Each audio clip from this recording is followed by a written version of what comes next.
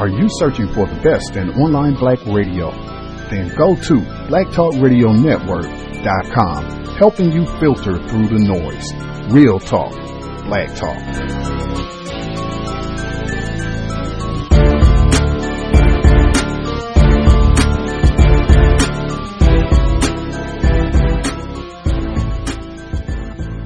The internet is full of half-truths and all-out lies. We've all seen them, and many people on social media complaining about it.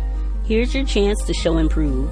WorldAfropedia.com is a black-owned and operated encyclopedia. There are several thousand articles, but we need help. We can't uncover all the truth ourselves. So please, join us and become a writer, editor, or blogger for WorldAfropedia.com today. Every little bit counts. We owe it to the future generations to put the truth out there. Visit WorldAfropedia.com, the African-centered encyclopedia, a global database of African knowledge for the purpose of bringing about global African wisdom and understanding. WorldAfropedia.com.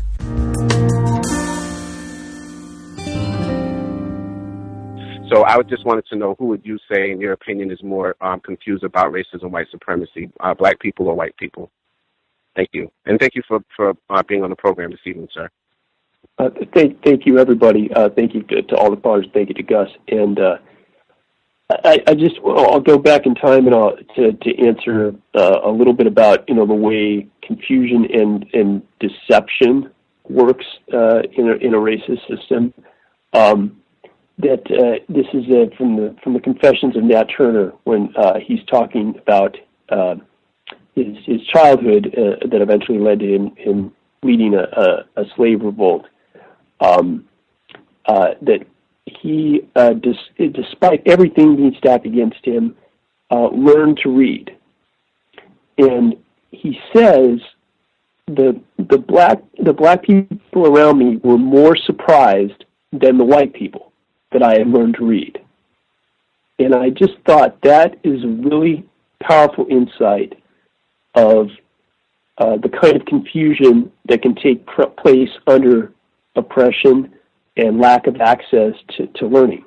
That statement reveals a kind of bad faith on the part of the white people. In other words, when he says the black people were more surprised that I could learn to read than the white people were, right? That means that the white people had been telling the lie that black people were not capable of learning.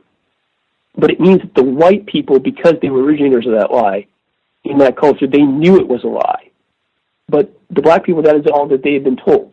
So when Nat Turner is able to read, it surprises the people around him more than it surprises the white people. They knew that they were lying. So I don't know if that applies to all areas of confusion. I think there are probably a lot of things about white supremacy that white people are confused about and that I'm confused about. I can't claim to... There are aspects of it that baffle me, but I think that I really do think of that Nat Turner moment as exemplifying how the people in power who control the lies are less confused about it than the people who have been who have never known anything other than the lie. And I think that might go with what you're saying about what happens to black people as victims of racism, even being led to participate in it. Context of White Supremacy. Gus T Renegade in for another broadcast, hopefully to share constructive information on the system of white supremacy. Today's date, Monday, September 11th, 2017. So I have been told. Before we get started, we said it on the weekend broadcast, the compensatory call-in this past Saturday, but just again to emphasize, because we have lots of C.O.W.S listeners in the Florida area, lots of C.O.W.S listeners in the Texas area. I hope folks are safe. I hope you were able to evacuate if that was necessary to get someplace. You, family, loved ones, friends were able to get someplace. If you hunkered down, I know some of the folks that our Florida listeners, they called in over the weekend and said that they were staying put. So I hope if you stayed put, you were able to remain safe. You and anyone else that your shelter or wherever you were at was able to withstand any of the damage that came with the rains, hurricanes, all of that. And check in. Let us know. I know a lot of listeners were very concerned about folks who dial in on a regular basis to participate from those two areas. And even people that don't dial in to participate, I can tell you for almost 9 years of broadcasting, Florida and Texas, for years, almost a decade, have been two states that have supplied us with lots and lots and lots of listeners. So again, thoughts, prayers for folks in that area. All of that said, our content for today is not about the hurricanes, not even about what happened. This session is no longer being recorded. How odd. I don't know exactly what happened with that. Let's see. The recording has started. Okay. Got that taken care of. Strange. This broadcast is not about the hurricanes. It's not even about what took place on September 11, 2001, directly. Not about that either. We're talking about films, and I give my kind of preface anytime that we dedicate a program exclusively to talking about films, there should be a substantial burden of proof. I say that really anytime we broadcast, there should be constructive information. Black people especially, there are massive problems confronting us, so we really do not have time to waste. If you're not getting constructive information from this broadcast, you should find something better to do with your time and energy, and specifically about these films. Anytime. That's why Dr. Frances Cress Welsing, you will hear her name invoked today. She used to tell us all the time, reading is more important than watching television. Absolutely. I'm going to try to say that as often as I can throughout the broadcast. That said, you can study films and learn a lot about racism. This session is no longer being recorded. Fascinating. I am just going to leave that be. I've never had that be a problem before where, for whatever reason, the audio is not recording or keeps getting shut off. That's brand new, but I will not worry with that for the moment. As I was saying before I was so rudely interrupted for the second time, you can learn a lot studying films, and I hope the 4 films and burden would be all on Gus T today because I picked all of the films. Sometimes listeners have selected films. Sometimes we've looked at some of the films. Our guest for the program today, Dr. Kevorkian, his book, he has films that we've talked about from there, but I picked all of the films that we're talking about today. So if they are not constructive, if they're a waste of your time, if you watch them in preparation for today's broadcast, then that would be Gus T to blame if you did not pick up anything of value from these projects. Our guest, always a hoot to have him on the program. He's been with us many times over the past near decade that we have been doing the cows. The first time he was with us in 2009, we discussed his book, Color Monitors, the Blackface of Technology in America. A lot of very interesting information in the text, specifically deconstructing white supremacy in film, and specifically I would say kind of like sci-fi or films where there's some sort of robot or non-human entity, and talking about how a lot of times that non-human entity represents non-white people. You can look at a lot of different films. I think The Matrix, Terminator, lots of different films that that he talked about in the book and that we've discussed down through the years in his visits on the program. Really excited about hearing his commentary on the 4 films we're talking about today, of which I think he said he had only seen 1. Joining us live, speaking of Texas, joining us live, professor at the University of Texas, Austin, joining us live once again, Dr. Martin Kevorkian. Dr. Kevorkian, you with us, sir? Yeah, thank you very much, Mr. Renegade, for welcoming me back to the show. I just want to echo what you said about thoughts and prayers going back out to the folks in elsewhere in Texas. We're very fortunate here in Austin and folks out in Florida as well. But thank you very much for that introduction, and I'm thank you for putting together these 4 films, and I always trust you to have the kind of questions that will elicit what I hope will be constructive insights. I hope so. I think a few listeners have seen some of these films upon hearing that you were coming back, so hopefully they'll have some questions and insight as well. We'll certainly look forward to making time to hear their commentary. Also, I am so eager to get started with the films for the day. I'm almost ready to hop right in. I guess just for, if we have any, I know we have newer listeners, this might be their first time hearing from you. The introduction, that was actually Dr. Martin Kevorkian. The intro clip, one of the very few times for years we've had many listeners ask our white guests who they think is more confused about racism, white people or non-white people. And almost every time without fail, even white people and non-white people have been asked that question. I would like 99% of the time, they say immediately and with tremendous gusto, like, oh, of course, white people are more confused about racism, and then they give their explanations why. But Dr. Kevorkian, one of the and I mean, you can count on one hand number of people who have said, well, wait a minute, let's look at some illustrations of how non-white people have been more confused under the system of white supremacy. But anything you'd like to share with listeners, this might be their first time hearing from you, Dr. Kevorkian? Well, I think maybe the most significant thing about my response is to think about the fact that it's not something I figured out. I mean, it's something that I derived just from reading the Confessions of Nat Turner in that case. And I've said it before, and I'll say it again, but you know, if you look at the book Color Monitors, anything I was able to figure out in that book started by reading Ralph Ellison's Invisible Man, and we'll probably invoke Ralph Ellison's novel Invisible Man again today. So, in Gus T's top 5, we talked about that as well. Dr. Kevorkian visited with us, and we talked about Invisible Man as well. One of my favorite books all time as well, Ralph Ellison.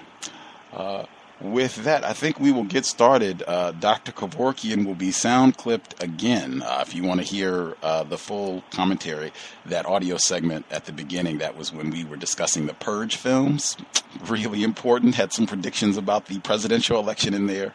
But he will be sound clipped again. We'll hear from one of his earlier visits later on. So for folks that are listening in, the 4 films that we are talking about today: The Place Beyond the Pines, released in 2013, The Big Lebowski, released in 1998, I Don't Feel at Home in This World Anymore, 2017 release, and Little Boxes, released in 2016.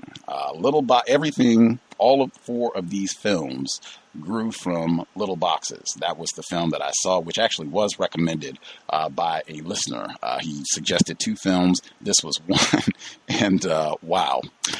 So everything grew from that film.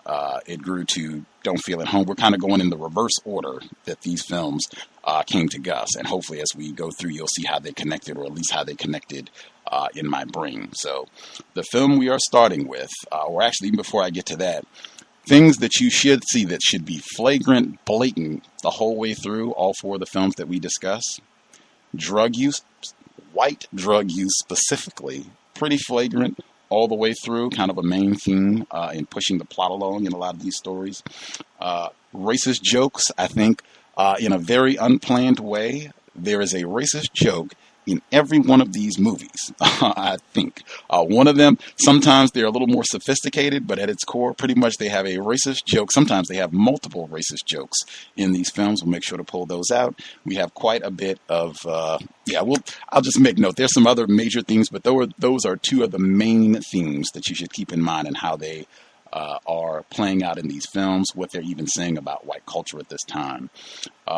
Starting off, The Place Beyond the Pines. I thought it would be great for this session, Dr. Kevorkian and I, if we take turns kind of giving a short synopsis of what we think the film is about. Since there are 4 films, we could each do 2.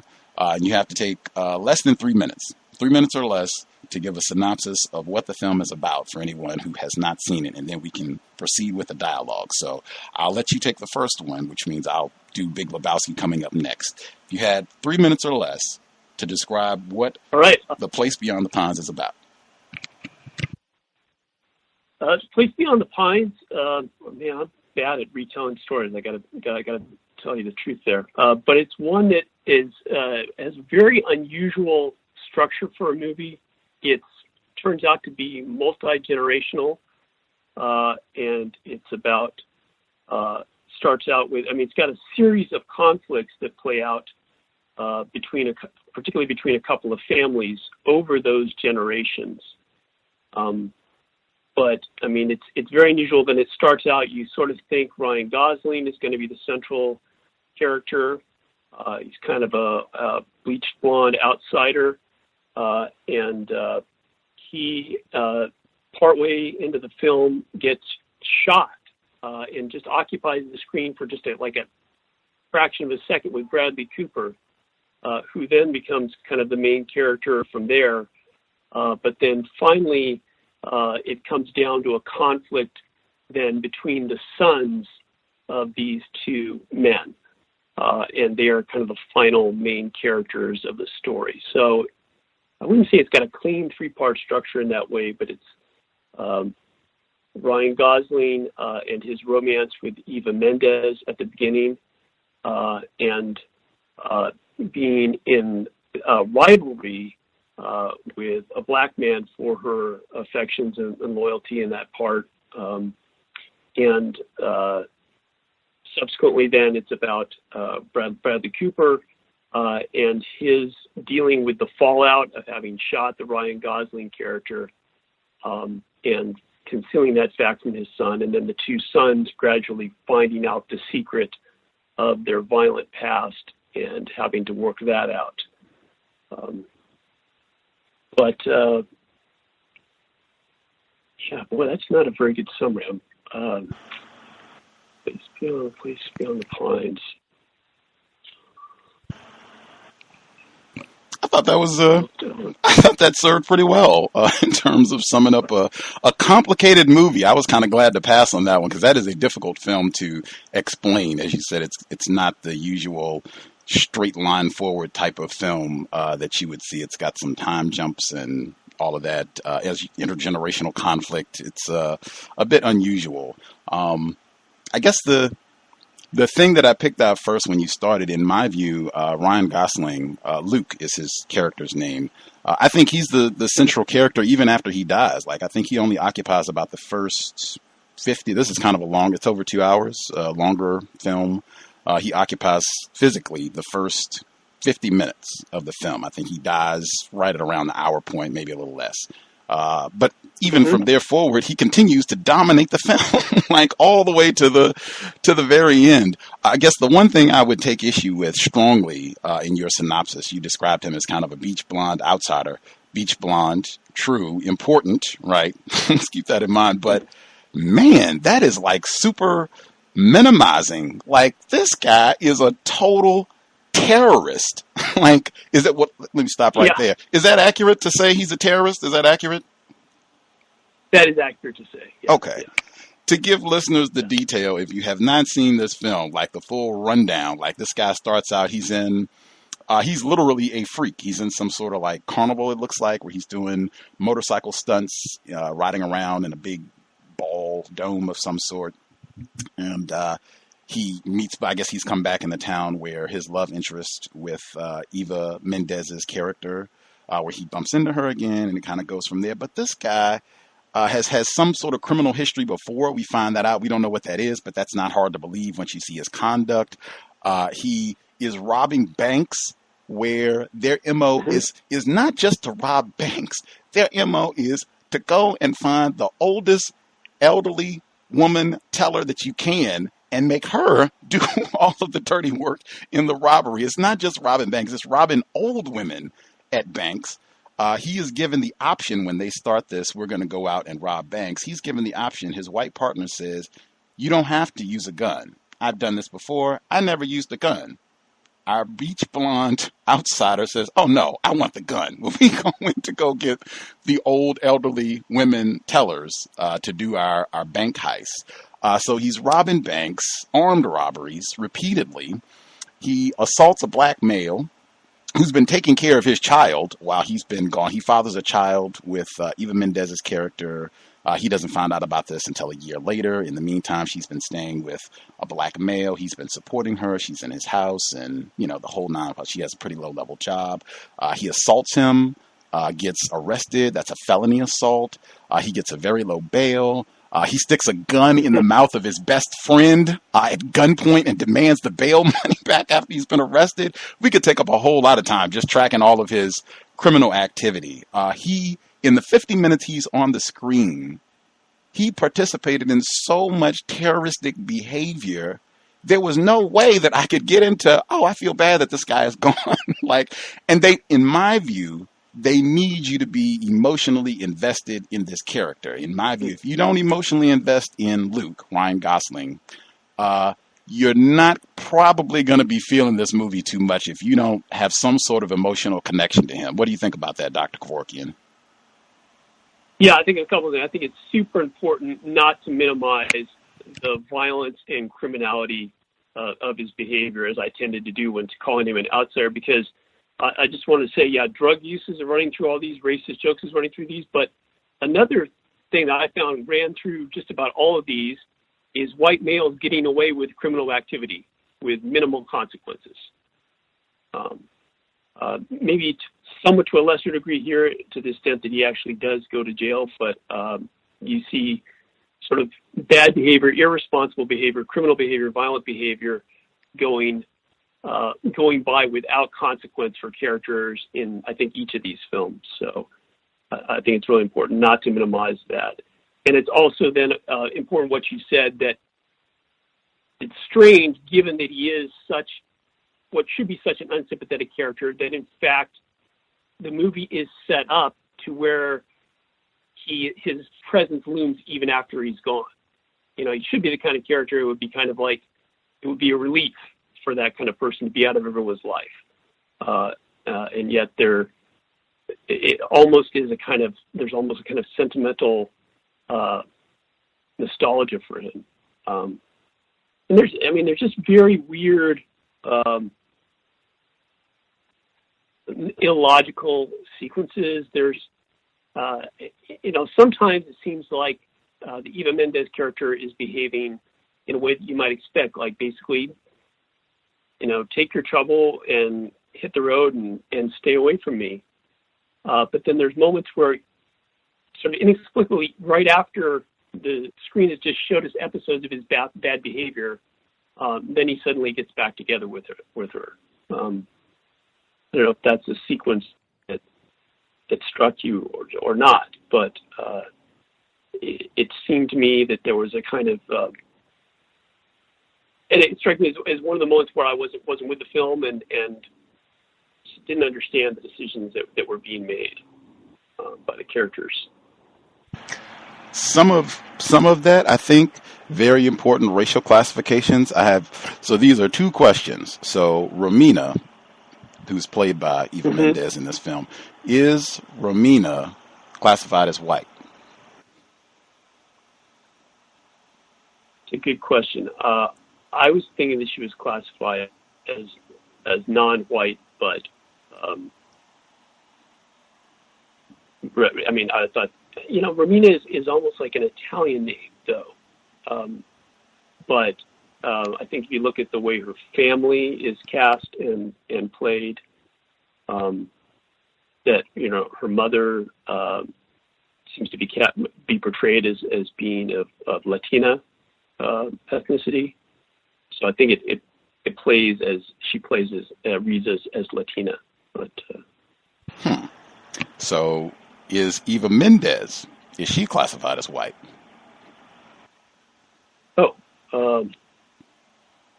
I'm not sure. I hadn't.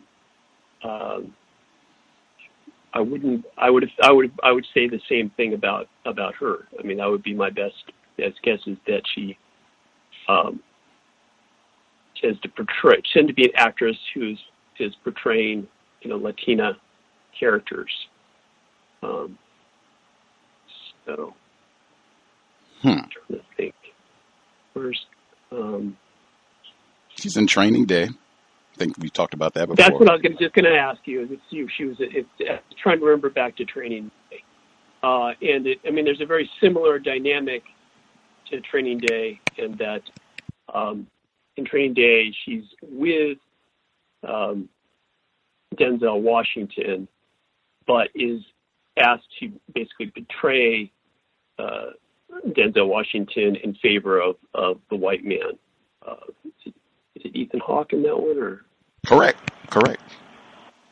Yeah. But yeah, it does seem like she's maybe. I think maybe the fact that we even have this question suggests the way that she's being cast as someone that the white and the non-white character are fighting over, as if trying to claim one aspect or another of her identity. I'm not sure, but that possible ambiguity leads to her being cast in that kind of a conflict. Interesting. Yeah. Very, very interesting. Actually, Denzel Washington and Eva Mendes are paired together again in Out of Time, which I do not think we've talked about, and you don't need to see, but they do pop up together a few times on the silver screen. Eva Mendes, for me, I suspect that she could be accepted as white. For any fight fans who are excited about the Triple G and Canelo Alvarez fight that's coming up this weekend, I would say look at Canelo Alvarez. Now, that person, he speaks fluent, great Spanish, outstanding, probably could teach a class, born in Mexico. You look at him, man, he looks like, they say he's the most Irish-looking Mexican person you could ever see. I'm real sure he would be classified as white, Canelo Alvarez. I think Eva Mendes, looking at a lot of her roles and what have you, I think a lot of times it's because of the language and what have you, and names, that sort of thing. It might be coded as, oh, this is someone that we're classifying as not white. In terms of her as a real person, Eva Mendes, I think she could be classified as white. In this film, Romina's character, I think there's a lot of coding both with her mom speaking Spanish and just a lot of the scenes. I think it seems like she's coded maybe as a non-white person, but I could be wrong. Folks would have to see the film and come to your own conclusions, particularly when you see the color of their offspring. Super, super pale offspring is not a Barack Obama at all. Super pale, I think Justin, his name, he would be classified as white, the offspring that she has in the film with Luke, the outlaw bandit, bank robber. With even the talk about the fathers, because some of the reviews of this film, it was revolting enough that they said at its core that this movie is about dads, fathers' relationships with their sons. Luke's relationship with Justin, Luke is the robber again, and Bradley Cooper's character, who is the police officer who shoots and kills Luke, and his relationship with his son AJ, and that's like the very end of the movie. Their relationship. They've said that this film is about fatherhood and fathers and fathers who are struggling with this job. That repulsed me even more because Luke is not a father. Like, nothing about he is a terrorist. That's the only label that he has in this movie. Yes, his character, they had sex, he had a child, but he's not been there at all. Like, he comes to drop off toys, and within like 5 minutes of trespassing and coming to drop off toys, he's picking up a wrench and bashing in the skull of the black male who's there in front of his child, no less. Even stopping before that, the first time I watched this film, I was in a lot of back pain, so I couldn't sit up and watch it. So I missed some of the scenes because I was prone, where I was just listening. When I was able to go back and watch it again, seeing it, I missed the scene where, going to your point about how she makes bad decisions, where she has sex with Luke. They've met a few times, they've just talked, and then she meets him after he's robbed a bank, no less. That's what I thought was really important. I think it's after his first successful bank heist. They're in bed together, and he gets to have sex with Romina. I was appalled. Like, all the way, from this point forward, you've given him total license. Any of his behavior that he would like to participate in, if he wants to come in the house, anything, because, hey, if we're having sex again, then I'm pretty much back in the picture. You were going to respond to that? No, that you put your finger on. That is exactly the sequence that I didn't say it precisely, but yes, it was right after the first heist, and then he gets together with her, and then he takes the kid out for ice cream. It's like this warm family moment of celebration, like Dad pulled the bank job, and very strange. Exactly. Yeah. And I want people to think about that. Dad pulls a bank heist. We go have sex and then go out for ice cream. Our son's first ice cream, and get to have this sentimental photo that will play out for the rest of the film, all the way to the very end. Could Luke's character, who's Ryan Gosling, again, beach blonde white guy, could you have this character with Luke being a black male? Yeah, I think no. I think that's, yeah, I mean, I thought of that a couple of times. I thought of that with the, I didn't do that thought experiment for him, and I agreed, no, absolutely not. But I did that thought experiment with actually a couple of characters, with the Walter Sobchak character in the Big Lebowski. You know, the guy, you know, pulling out a gun in a bowling alley and doesn't go to jail. Yeah, you know, that kind of thing. So, yeah, no, I mean, and to that regard, I mean, it's whatever you say, you know, negatively about the film, it's representing something that is instructive about culture there, right? Precisely about that kind of a double standard. I mean, that's not even a strong enough word for it, but that kind of disparity of experiencing consequences for an illegal action, which we see in, you know, incarceration rates for the same crimes and the same behaviors in real life. So there's something that's kind of true to life in a very disturbing way about that. Context of White Supremacy, true to white supremacy culture. The character, I'm going to mispronounce his name. Please forgive, I'm a victim of racism. Mahershala Ali. He is the black male character who is, I don't even know what to call him, I guess, Eva Mendes's love interest, although you never see them like in an intimate moment. Like, you see her and Luke in bed together, you see them kiss, you see them hug, like you see lots of romantic moments. She's been with him for a long, like years. You never see, unless I missed it, Dr. Kevorkian can correct me, you never see them like together, out on a date, like nothing. It's just, you'll see them together, and it's generally him being attacked, the police coming to raid their house and take their belongings, them being together in a courtroom and hoping that their son doesn't get sent to jail for 15 years. Like, there's no romance between them. With his character specifically, I wanted to say, I think he gets the worst roles imaginable. Part of this is why I really do not enjoy films with a lot of black people. Mr. Ali's character, he was in Luke Cage, where he was killed. One of his own family members took a microphone platform and beat his face in. He was in Supremacy, which is another film that's all about white supremacy. Danny Glover's in it. It's based on a true life story where a pair of avowed white supremacists, they were released from prison, and the day they were released from prison, they shot and killed a police officer who was played by Mr. Ali. He's also in House of Cards. His character Remy is in a tragic arrangement with a white person, and even his name Remy, I think that's an alcoholic beverage. And he's in the film that just got the Academy Award. I think it's Dream. Every single film that he's been in, his role has been absolutely atrocious. When you started the commentary from the audio clip, when you were with us last time, and you were giving the commentary about how the system of white supremacy can incorporate and get black people to work with that system, look at every single role that Mr. Ali gets. Prime example. He's a victim. I'm not fussing at him. If anything, I would say get a new agent because you get the worst possible roles. Did you have any commentary on his role in the film, even his relationship with the son, Justin? Yeah, I mean, the thing that I found, you know, that I wanted to highlight that comes back more than once, and you've already pointed to it, is sort of the freedom that Luke feels in just walking into this man's house. And I mean, it seems like his role there is to be disrespected by the Luke character. He's just walked into this man's house, and he says to him, "What you looking at?"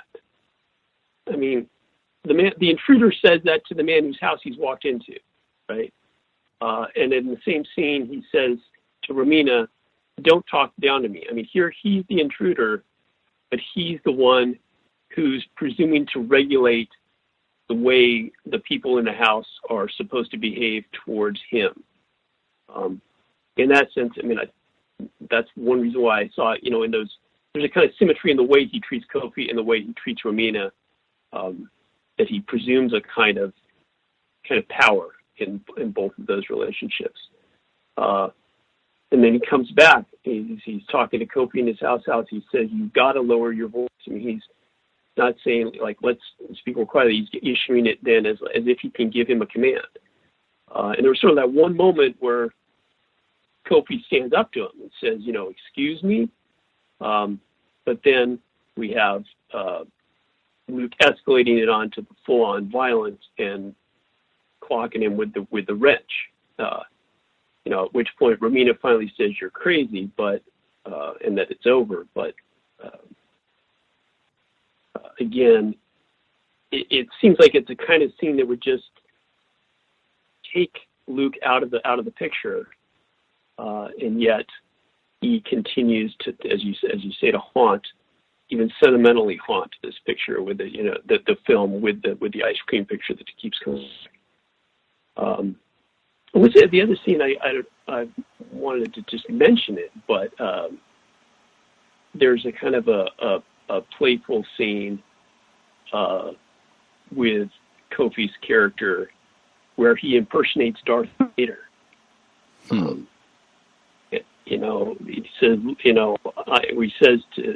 He's saying to the kid, "Look, I'm your real father." This is he's talking to Luke's biological offspring, but the boy that he has raised. I mean, he was there for his baptism.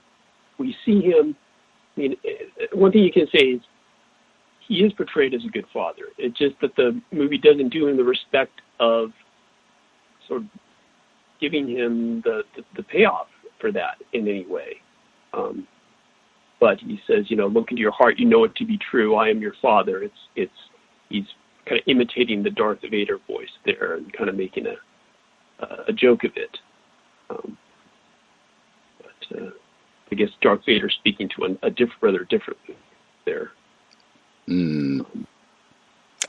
I remember that scene. The thing that that at least for me that is most trashy about that scene is it's at the same tacky ice cream parlor that Luke and Eva Mendes visit after he's pulled a bank heist the first time, and they go have sex, and then they go to this ice cream parlor. So then, 2 hours later in the film, now Kofi is there with his son 15 years later, and they're having ice cream, and it just doesn't measure up. The whole time it's, man, I wish Luke was here. I wish old dad, the gangster, was here. So like as you said, it pales in comparison.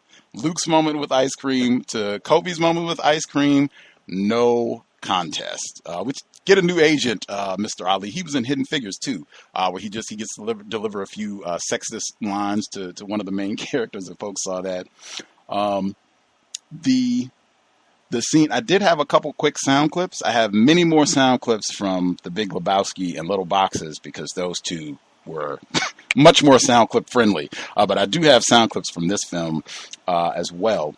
I did want to ask. I did want to make at least one important point and get your comments. Towards the end of the film, like as he said, it's kind of sectioned into 3 parts. So the third part is Luke, gangster, his child, and Bradley Cooper's child. Bradley Cooper is the officer who kills Luke, the gangster.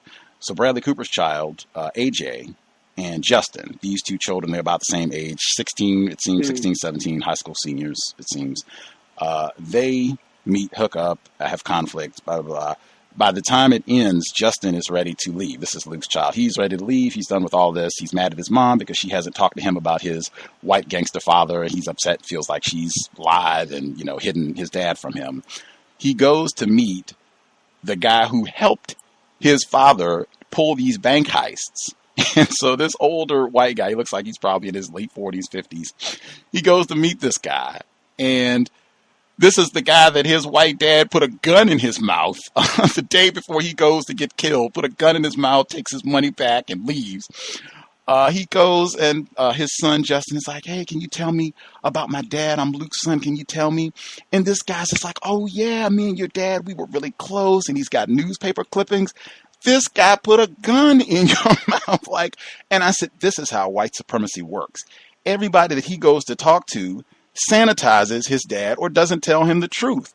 Kofi doesn't say, yeah, your dad, in addition to robbing a bank, he busted my skull with a wrench in front of you in my own house.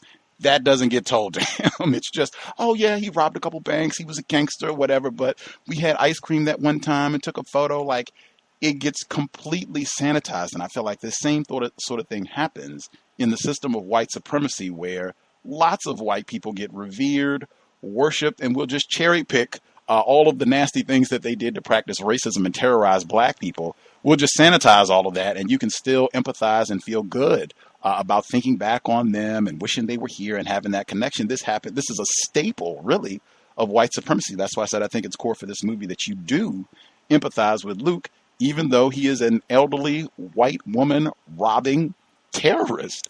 Does that make sense in terms of how his terrorist legacy or criminal legacy is sanitized when it's passed down to his son? No, I think that's precisely correct. I mean, the line that I remember is that friend, when the son shows up, he literally says the words, "He was a good guy." It's not just sort of like vague warming, but I mean, categorically, he says he's a good guy. You know, I mean, and that's what the movie's, in a sense, maybe trying to sell to you. I mean, that, oh, in the end, he was a good guy. I will say, though, that one thing we also haven't talked about is the Ray Liotta character and, his gang of cops operating outside of the law. And they have sort of this white brotherhood. They call one another bro, and they help one another get away with things. So they are also a version of that sanitization or ability of that sort of gang of white men to get away with what they're doing because they stick up for one another. And they say, oh yeah, you can trust this guy, you can trust that guy. He's one of us. He sort of thinks that Bradley Cooper is going to be, playing for their team. But one of the stunning things that he says, sort of celebrating violence and this really crass attitude toward human life, is he knows that the Bradley Cooper character has shot someone in the line of fire. And he kind of makes a joke where he says, you already got one in the bag, and he was white. That's an extra 50. And I think you take that a lot of ways, but I mean, that thing about it being an extra 50, that sort of a white man is a higher value target, but I think in the sense of the odds of it, that it's such a low probability event that it sort of implies that it would be even more of a non-event had he shot a non-white victim. But, I had a sound clip of that, but beat me to the punch. That is great. I don't have to play it now because you captured it. I was just going to get that short moment at the dinner table where exactly, at the dinner table, no less. And in fact, you might even count that as a racist joke for people who remember Norm Stamper. Yes. He is the former chief of the Seattle Police Department. He carried a gun and a badge for 3 decades. He's been a guest on this program repeatedly. He, in his book, Breaking Rank, he, as an officer, said that is exactly what they would do when they got to go out and shoot someone. He said in his book, he wrote it, they would come back and celebrate like they scored a touchdown at a football game. If they got to shoot someone. He said in his book, he said that he himself would choke people out and whisper in their ears as he was choking them out, "You're going to die, asshole." Forgive the language, but that's what he said. I asked him about it twice on the program, and he confirmed. But all of that rung true to me, even when Bradley Cooper's character goes to turn these guys in, and the captain says, "Oh, no, what are you doing here? Get out of here. We're not doing that. Who do you think you are?" Trying to turn on fellow officers and scolds him and kicks him out of the office, and then goes to tell the other officers, like, "Hey, he tried to snitch on you." All of that rung very true, very authentic as part of the white racist code, no snitching. Another piece that rung clear, and this is a very quick clip. I had to listen quick. This is 15 seconds. Bradley Cooper, he moves up the ranks. He turns on his other white officers to advance his own self-interest. Eventually, he's running for attorney general, becomes district attorney, and is moving right on up the ladder. In his campaign for state in New York to become attorney general, he's talking with his campaign advisors. 15-second conversation that they have. Listen closely. You're going to go to a place where you're going to order something called a garbage plate. Just want you to be prepared for it. That's we're going to do that. Yeah, no. And then Sunday morning, black churches. Oh, perfect. Right. For those who couldn't hear because they had music in the background, the reason is because this is a low conversation that they're having. You're looking at his son. This is by the poolside. So you're looking at your son. This conversation is not really relevant to the plot of the film, but you can hear them talking about the campaign strategy. And they say after the garbage plate, on Sunday, black churches. Perfect. And then go on with the scene. And he does win the election. Did you have a quick comment on that? Yeah, I mean, it's just just in the same way that the Ryan Gosling character is shown to be a criminal terrorist and is still thought of sentimentally. I mean, Bradley Cooper is consistently should be completely cynical. I mean, it starts to set up like you think he's the good guy and the whistleblower, but as you say, it's all about advancing his own interests. And this is just another one of those moments where he sort of, it's very cynical the way he says perfect, right? He knows he's going to play the angle. He knows he's going to be able to appeal to, the good citizens and tell his story of being the lawful hero. When he's not the upstanding citizen that he portrays himself to be. Exactly. And I think as well, going back to what we started with, white people being ignorant about racism, it seems like they are not ignorant about, oh yes, white person going to a black church, I know that very well. I know how that script goes perfectly. Last clip from the film, talking about the third vignette with AJ, Justin. These are, actually, I'll just stop right there. This is a scene where AJ and Justin, this is after they first met at the same high school. They go outside to do drugs, and this is the conversation that unfolds as they are doing drugs. I'll ask my question after we play the sound clip. I like smoking cigarettes when I'm high. You like smoking when you're smoking? You smoke menthols, man? Like a breath of fresh air.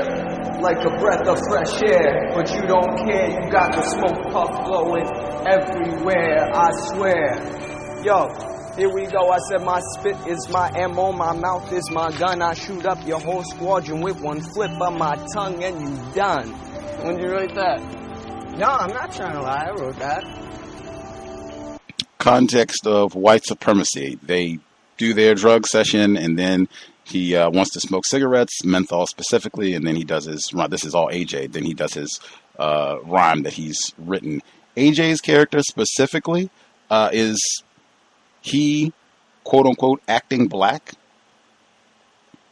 I mean, I took that to be a white character acting black, not a non-white character acting black, if that distinction makes sense. I mean, we'll see, in another one of these films where there's a non-white character who is, through peer pressure, expected to act black in a certain way, act more black. But this seemed to me the kind of more typical, like the suburban white kid who appropriates a kind of a hip-hop attitude as a way of trying to be more authentic or trying to be more cool. Trying to have that kind of heft to him by appropriation. I mean, he literally appropriates. I mean, he goes to the non-white character to get the drugs. He goes to the non-white character later to get a gun.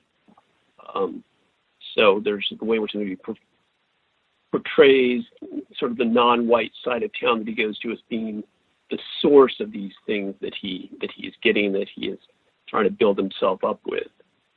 I feel like the way that he performs that rap is consistent with him being a white character putting on an act.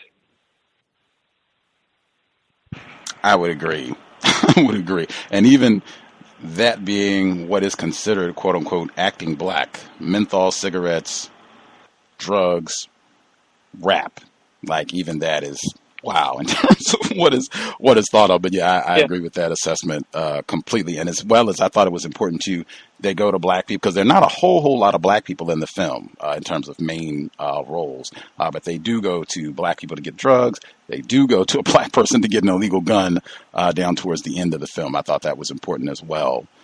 Did we anything significant that we omitted, left out before we transition to the Big Lebowski?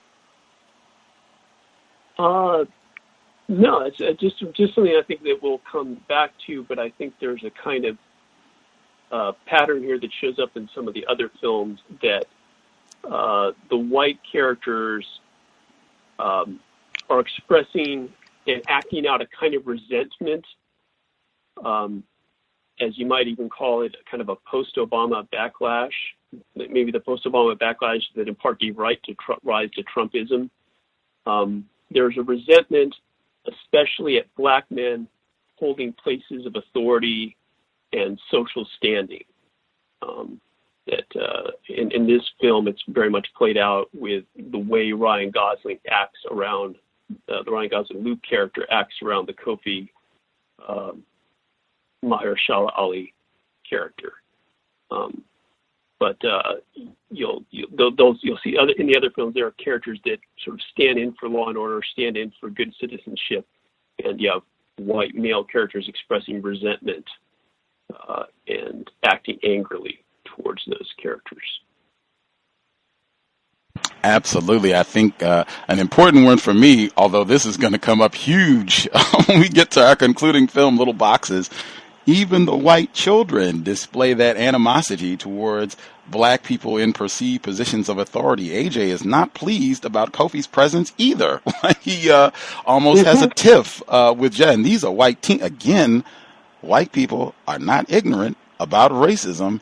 Even young AJ looks at this as a problem. You've got that guy, that black guy in your house? Like, wow. Not ignorant about racism even as a young teen. But again, this will pop up again later with even younger white children who seem to have a very... Go ahead. I'd say the line that I wrote down is AJ says, when did he move in? Mm-hmm. That it is actually his house. But there's the presumption that it's not his house, that there's the presumption in his statement that the black man is always portrayed as the intruder in the house. Just as the Luke character, even though he's an intruder, treats Kofi like the intruder. AJ does the same thing in The Next Generation. It's a replication of that through time. Exactly. And AJ is not Luke's son. AJ is the son of an upstanding police officer. Justin is the son of Luke. But just from one generation of racists to the next, in my opinion, white people are not allowed to be ignorant about racism. And again, cannot wait. That is going to come back up again later. Transitioning to the Big Lebowski. Oh, and I can track. Okay, so how the progression with these films. All of the rest of these films are directly related to each other, and I'll point out how I connected them as we go. That, The Place Beyond the Pines is not. I saw that, or I saw 3 films. I saw these 3.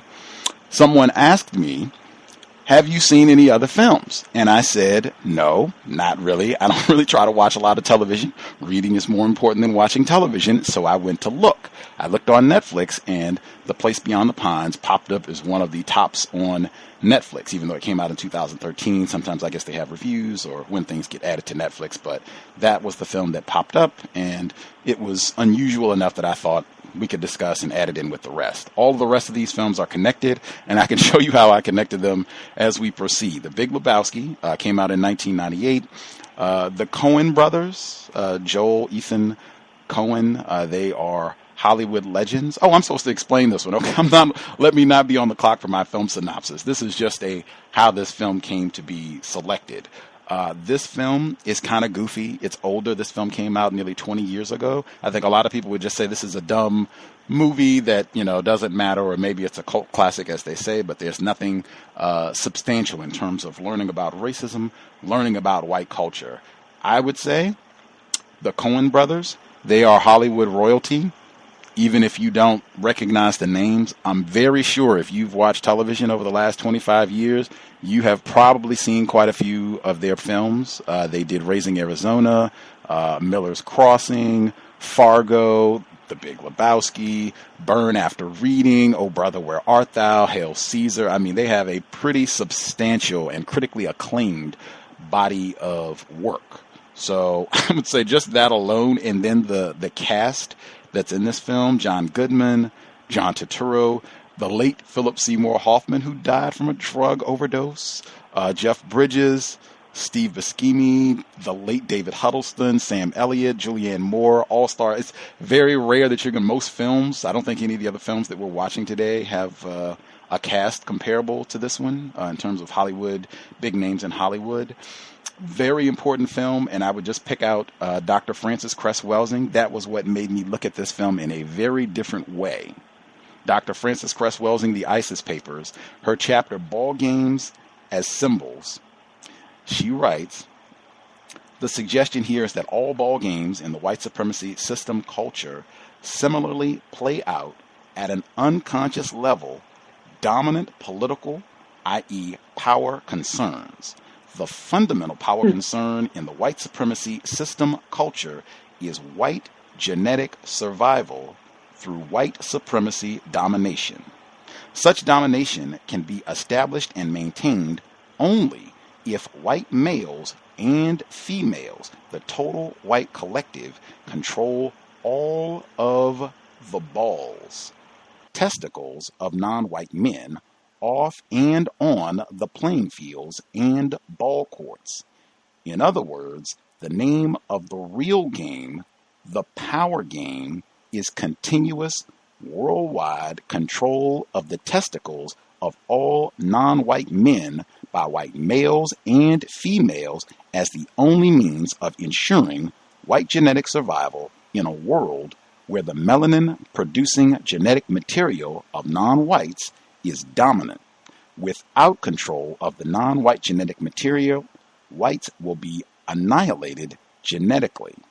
I'm just turning one page because she goes through specific ball games and how you see her theory replicated in these different ball games. One of the first ball games she gets to, related to the Big Lebowski, bowling, is also an interesting ball game in the white supremacy culture. Usually, this game is played with a large black ball being rolled forcefully down an alley where it is expected to knock down 10 white pins. The central pin is referred to as the kingpin. Clearly, the bowling pins are white and in shape are phallic symbols. In other words, the pins are white phallic symbols that are knocked asunder by a heavy black ball over which the bowler attempts to gain mastery. In symbolic fantasy, the bowler sees himself as master and possessor of the larger black ball and thereby in control of the harm it can bring to the white male genital apparatus, the white penis. Bowling was introduced to America by Dutch colonists in the 18th century. It is a derivative of the French games Guiles that was brought to England in the 19th century and later to Germany. Games that consist of throwing balls of various size date back to ancient Rome and Greece. I will stop there. All of this, the ISIS Papers, The Keys to the Colors, Dr. Frances Cress Welsing, been a guest on our program many times over the years. I have still not given my synopsis, which I will, but just wanted to at least explain what prompted me to look at this film in a very different way and say, oh, wow, this should be analyzed very closely to study racism, white culture. What I just read, does this sound applicable to the Big Lebowski? Dr. Cress Welsing, that just blew my mind, actually. The description of, the specific imagery and the way that the bowling balls and the kingpin are showed together. They construct the very imagery that you're talking about in those dream sequences. It's absolutely. I was wondering what the connection would be, and this is more than I could have imagined. So yes. the late Dr. Frances Cress Welsing. Her absence. I was saying, man, I would have loved to have gone to her house and watched this film because I had not known her to be a fan of the Cohen brothers. I've never heard her mention this film, but I would have loved to have sat down and checked this one out with her. I got to give my synopsis. Okay. Film comes out in 1998. However, the setting is 1990, I think, early 90s, right at the time of the Gulf War, first time around. Gulf War, President George H.W. Bush is president, and it's following two white males, Jeff Bridges' character, the Dude, and Walter, played by John Goodman. They love to bowl, so most of this movie is at a bowling alley or them trying to get back to the bowling alley. But it's a kind of goofy comedy. It is roughly the Dude. He's the main character. He's a pot-smoking hippie in California. There is another white person with his same legal name. Jeffrey Lebowski is his name. There's another white person with that name. He is married to this younger white person. She apparently has upset some other white people, so they raid the Dude's house, and it just kind of goes from there, where he's upset because these people have wrongly come and invaded his house, urinated on his rug, and he wants compensation for his rug. And it just kind of goes from there. I could give you more of the plot, but the Cohen brothers themselves said the plot is not really that relevant for this film, and it's kind of a goofy plot anyway. So just the short and tall of it: bowling alley, the Dude, Walter, they're going throughout this movie and bumping into all of these people, and it's just kind of watching them smoke weed, bowl. They have these goofy dream sequences. You just kind of get lost into all of the foolishness of all of this, these different adventures they have, and as they meet all of these different people. And this is all narrated by Sam Elliott, who even steps into the film time to time to chat it up with some of the characters. Does that suffice for a synopsis? Yeah, I very much had in mind that idea when you said you got to summarize this. That exactly the Cohen said that it's in a sense based on Raymond Chandler's The Big Sleep, like the Big Lebowski, like the Big Sleep, and they said just like that film. He said that the people who were making The Big Sleep, I don't think they even understood what the story was. But it doesn't matter if you don't understand the complications of the plot. That it's essentially an episodic storytelling method. But I hadn't thought that there is that unifying factor that they are always trying to get back to the bowling alley. That's their happy place. But more consequentially, in light of the analysis that you just gave at the top, it's that place where they feel in control, or they have that kind of control that is talked about in that Ball Games as Symbols chapter. So, I submit this film is super popular. This is not a film. This is not just Gus T Renegade. The Library of Congress selected this film and I mean, it's a very small group. They have less than 1,000 films that they have placed in their National Film Registry. The Big Lebowski is one of those films that they deem to be culturally relevant enough that the Library of Congress has saved this film. Tons of people, including previously mentioned Eva Mendes, has stated that this is on her top 5 film list of all time. Talib Kweli just did a symposium on this film alone for a group of students up in New York.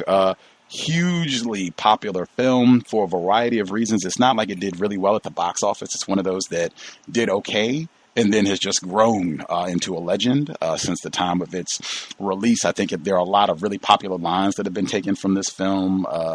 That's like your opinion, man. I think that's the Dude's line. I think that one became really tons of really popular lines and cultural references. When I told Dr. Kevorkian the 4 films that I wanted to check out, you said this was the only film you'd seen, correct? Absolutely, yes. Okay. Have you seen this film? Or go ahead, sorry.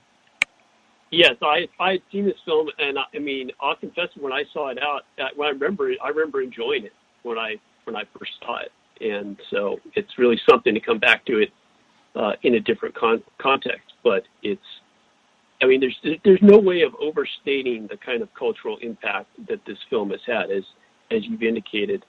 I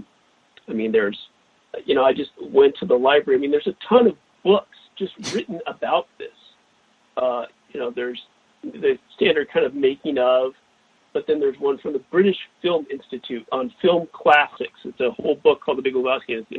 It's a film classic. There's another book called I'm a Lebowski, You're a Lebowski. And I mean, I think that's something we need to interrogate, who are the people who are saying I'm a Lebowski, you're a Lebowski? Who are the people who are identifying so powerfully with it? There's a book called The Big Lebowski and Philosophy. And in fact, it's got an entire chapter on that line that you just quoted. That's just like your opinion, man. And spinning that out as a profound philosophy. The one that I found kind of most amusing is actually the sixth book that I saw on the shelf. It's called The Year's Work in Lebowski Studies. Wow. So this just came out in 2009, and it's a 488-page book packed with articles analyzing the Big Lebowski just from that year. I mean, they didn't do one every year, so that's kind of the joke of it, but still, it's quite a testament to its popularity.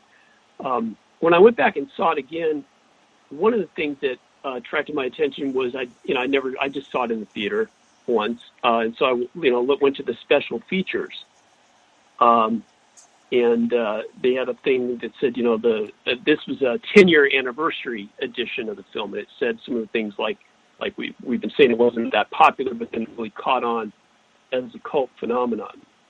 Jeff Bridges says it's got a lot of support from the little urban achievers. And I thought that's just really weird. But I thought he was just making a joke. But in fact, there are people who call themselves that and who have appropriated that term. There was another documentary that they excerpted in the special features. It was called Achiever, Lebowski Fest, and it's a self-applied term. And I also want to say one of the things that Julianne Moore says about it. Jeff Bridges is saying there's a lot of support among little urban achievers, but what Julianne Moore, the demographic she points to, people who are always kind of calling out to her and identifying with the film, she says it seems to really appeal to frat guys. And John Turturro makes a joke that he says there's a bunch of college kids not going to class. And he says that's why our society is in crisis. And he's kind of making a joke. But that, on the other hand, it's a film that's all about kind of getting away with and celebrating irresponsible behavior. But this Achiever, the Lebowski Fest, they do talk about that this is a self-applied term, the little urban achievers. The little urban achievers, if you haven't seen the film, are kids from Watts who supposedly the Big Lebowski has a charity that is supposed to be benefiting them. And he actually ends up stealing $1 million from that fund that is supposed to benefit these children from Watts. And that's one of the unresolved things of the film, is that, as far as I can tell, he gets away with stealing their money. But in any case, there are people who call themselves achievers, but they had lots of footage from the Lebowski Fest. I think it started in 2002 in Louisville, Kentucky. And then it went to various places, Seattle, Las Vegas, Los Angeles. But if you look at the people attending these Lebowski Fests, it's overwhelmingly young white men. So it's a very strange thing. These young white men quoting movies from the Big Lebowski, but calling themselves, achievers after those little urban achievers. And you also mentioned that there's like always a racist joke in these. There's kind of a very strange racist joke built into this documentary, because you find near the end of it that the whole thing was the documentary itself was directed by an Asian American man, and he makes a joke. He says, "I'm the Chinaman with the camera," and so there's several sort of jokes about using the term Chinaman or using the term Chinaman incorrectly in the movie as a kind of a politically incorrect term. Here he's kind of making light of it, but on the other hand, he's in a very interesting way documenting the way the dude abides, the way the dude has become this dominant model for a certain sector of youthful male white culture. Very, very few. There's maybe in the whole documentary, they might see one non-white person and a few women, but it's mostly men. I'll say also just from the very beginning of the film, when they're just showing pictures of people bowling one after another. I think the first guy they show is a fairly hefty white man. And I think they make a point to try to show you then after that some non-white bowlers to give the suggestion that, well, it's not just white bowling culture that we're talking about. But when you look at the reception of the film and the way it is venerated, at least as far as I know, at least as far as I can tell from these materials, that's the sector of the population that has most embraced Lebowski. Yeah, I would agree. And the Little Lebowski urban achievers, that is another racist joke, I would say, in the film, because there are not a whole lot of black characters in the film, but you can see that they got black children to stand in for the photo for the Little Lebowski urban achievers. And then, talk about appropriation, that's the title that they use for people who say they're fans of the film or with this, that they are achievers. And I've even seen paraphernalia. They have lots of paraphernalia with this film, but I've even seen shirts that have Little Lebowski urban achievers. People are going out and wearing that, just continuing the joke. And even the Chinaman segment, I was going to say that's another racist joke in the film where it's said, and it gets questioned in the film about, well, you shouldn't say that. And then they just continue to use it. I can give folks a term. I used to work at a comedy club, and it's callback. Comedians, when they tell a joke, they give it to you one time. So they give maybe joke A, and they continue telling their other jokes. And then by the time they get to joke M, they will do a callback that is referencing joke A. They'll just do it again and be, oh, ha, ha, ha, and you get your laugh. They have that in the Big Lebowski. They do, Chinaman has said, the dude, and even that, just looking at that, the dude and Walter, very beginning of the film, the dude is attacked, the misunderstanding between the dude and the Big Lebowski because they have the same name, and they leave. But he gets attacked by a white male and a non-white Asian male. The white male throws his head in the toilet, curses at him, messes up his house. Asian male pees on his rug. All of his animosity is focused on the Asian male. He never says anything about the white guy who throws his head in the toilet, drops the bowling ball. It never says anything about that. Everything is focused on Chinaman peed on my rug. Chinaman peed on my rug. And genital level, going back to Dr. Welsing, non-white male whose genitals I do not have control on. In fact, he used his genitals to violate me. Go to the bowling alley for sanctuary about all of this. He gets corrected. Walter tells him, you shouldn't be saying Chinaman, stop saying that. They continue saying it. 5 minutes later in the film, the callback. I hope that someday my wife will learn to live on her allowance, which is ample. But if she does not, that is her problem, not mine. Just as the rug is your problem. Just as every bum's lot in life is his own responsibility, regardless of who he chooses to blame. I didn't blame anyone for the loss of my legs.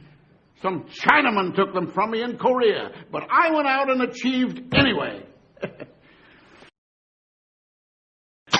And that's a double joke because it's a Chinaman in Korea. So they're doing two racist jokes at once. And the callback, because they just said that 5 minutes ago about not saying Chinaman and just making light of all of it.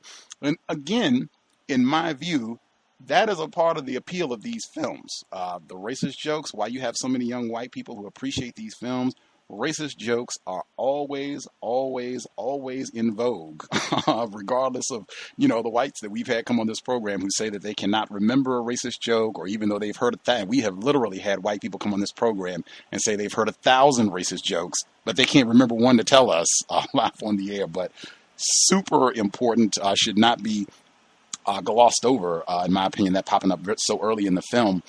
The character John Turturro, he is Santana in the film. Really important. I have a sound clip with all of that. Before I play the sound clip, I guess number one, Santana, the character, do you think he's classified as white or not white? I think he's classified as non-white in this character. I mean, the Cohen brothers talk about the fact. Sort of a strange thing. They said we knew we wanted Turturro to play a Hispanic role for us at some point, and we're just looking for it. in like a making of interview, they say that they actually saw him in kind of a community theater production in which he had played a Hispanic character, and in that play that they had seen him, he had played someone who might have been a child molester, and that gave them the idea of maybe for casting him that way in this film. But yeah, they wanted him to be outrageous, and they definitely had in mind for his character to be read as Hispanic. That was the way that they talked about the role. Wow. That, in my opinion, very important because, again, there are not very many non-white characters in this film at all. Very few black people, particularly with like a speaking role. You get to see them more than once or they say anything. It's pretty much white people, mostly white males, from beginning to end. So to have him be one of the few non-white people who actually gets something to say, and he gets to repeatedly come back in the frame, and he is a child rapist. And they even make the point of Walter narrates and says he is a child rapist. He had to register as a sex offender and then go door to door to tell people that he was a sex offender in the area, and they even cut away. That's why I said the plot doesn't really matter, because it just rambles at every moment. Anytime, they feel like deviating, that's what it does. Dream sequences or whatever it does. But so they cut away and they show him walking door to door, and they even, try to make his penis look really large. He's wearing tight jeans as he's walking to the door to say, yes, you have a child rapist here. In my view, that is gargantuan, that is the representation of black masculinity, particularly keeping in mind what Dr. Welsing said, control of non-white testicles, that child rapists in the vicinity, and they even talked about that, how they made it a point to accentuate his genital area when he went to go to the door to say that he was a child molester, when Walter was kind of narrating that story. Is that significant? Yeah, and again, the person that he answers the door is a very large white dude, right? Right. Large, scary-looking white dude. So there's this idea that the scene of his humiliation here is that maybe he's going to, I don't know if he's going to get, you're supposed to imagine like he's going to be frightened by this guy or beaten up by this guy, but that he is sort of abasing himself by having to say this in front of a white man. It's not some other ethnicity that he's informing this information to. So the scene plays out in that contrast between him as this very skinny non-white character, and then this big, muscular, powerful white character who's very intimidating, dominates the frame for just that moment when you see him. I think even with Turturro, I think it's also important. I'm reminded of James Baldwin's comment where he says, in the system of white supremacy, you're often black male seen as just a walking phallus, where John Turturro, in addition to he's a rapist immediately, a child rapist, not just a rapist in need of castration, which does get mentioned in this film a lot. He has some sort of black instrument on his hand. It's supposed to be something, I guess, to bowl, but it also just very much another phallic symbol to me, because it's like coal black on his finger when he does his little celebration thing when he is first introduced, when they're talking about all the bad things that he's done with his penis. You talked about in the documentary how it was a lot of young white guys, a lot of young frat guys, it seems, that this film appeals to. And a lot of the commentary that I've read, they also have said that this seems to have a huge enduring appeal to white males. And that's the bulk of the folks that are in the film. I'm not even going to set this up. I'm just going to say it in this manner and then play the clip. This clip is a little bit longer, but it's to make a point, getting back to what Dr. Welsing had to say, and just to remind folks that we did spend, I think, 2 months listening to the late Vincent Woodard's The Delectable Negro, Human Consumption and Homoeroticism Within U.S. Slave Culture. I'll just say the name of the book one more time, and then I'll play the clip, which again is about 3 minutes. Vincent Woodard's The Delectable Negro, Human Consumption and Homoeroticism in U.S. Slave Culture. And tomorrow we come back and we cut off your Johnson. Excuse me? I said we cut off your Johnson! Just think about that, Lebowski. Ah, you big Lebowski. Lebowski. Nee, stamp on it and push it. My only hope is that the Big Lebowski kills me before the Germans can cut my dick off. Now that is just ridiculous, dude. No one's going to cut your dick off. Thank you, Walter. Not if I have anything to say about it. Thank you, Walter. That makes me feel very secure. Dude. That makes me feel very warm inside. Dude. Whole fucking thing. I could be sitting here with just pee stains on my rug. Yeah. But no, man, I gotta, Fucking Germans. Nothing changes. Fucking Nazis. They were Nazis, dude? Oh, come on, Donnie. They were threatening castration. I don't need your fucking sympathy, man. I need my fucking Johnson. What do you need that for, dude? You have got to buck up, man. We know that this is your homework. We're gonna cut your dick off, Larry. You're killing your father, Larry. Son, this is what happens when you fuck a stranger in the ass! Language problem here. Little prick stonewalling me. Walter! What are you doing, man? What are you doing?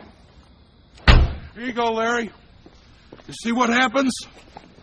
You see what happens, Larry? You see what happens? This is what happens when you fuck a stranger in the ass, Larry. This is what happens, Larry. You see what happens, Larry? You see what happens when you fuck a stranger in the ass? This is what happens. You see what happens, Larry? You see what happens, Larry? You see what happens, Larry, when you fuck a stranger in the ass? This is what happens, Larry. This is what happens, Larry. What happens, Larry? What happens when you fuck a stranger? What the fuck are you doing, man? I would have fucked you in the ass Saturday. I'll fuck you in the ass the next Wednesday instead. Woo! You got a day Wednesday, baby. Show me what you got, nihilist. I fuck you. Walter, come on, he's got a sword thing, man. Shit with a nine-toed woman. Fuck you! Fuck you! I fuck you! I fixed it! Take it easy, man. Hit the $4. I fucked you! Fucking ball, man.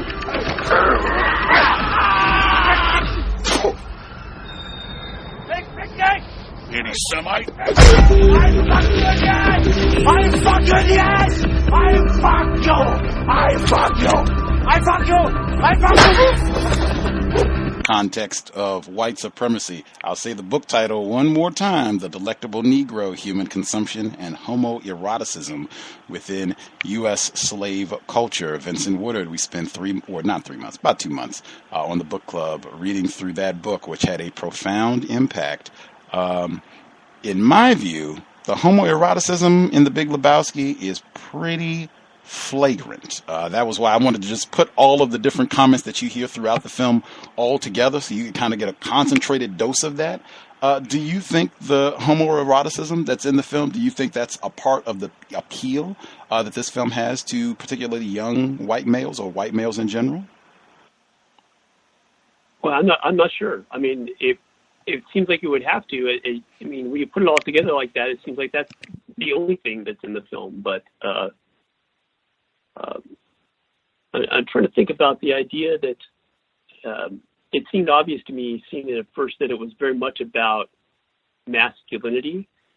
And in some ways, it can be taken as sort of a mockery or various kinds of failures of kinds of white masculinity.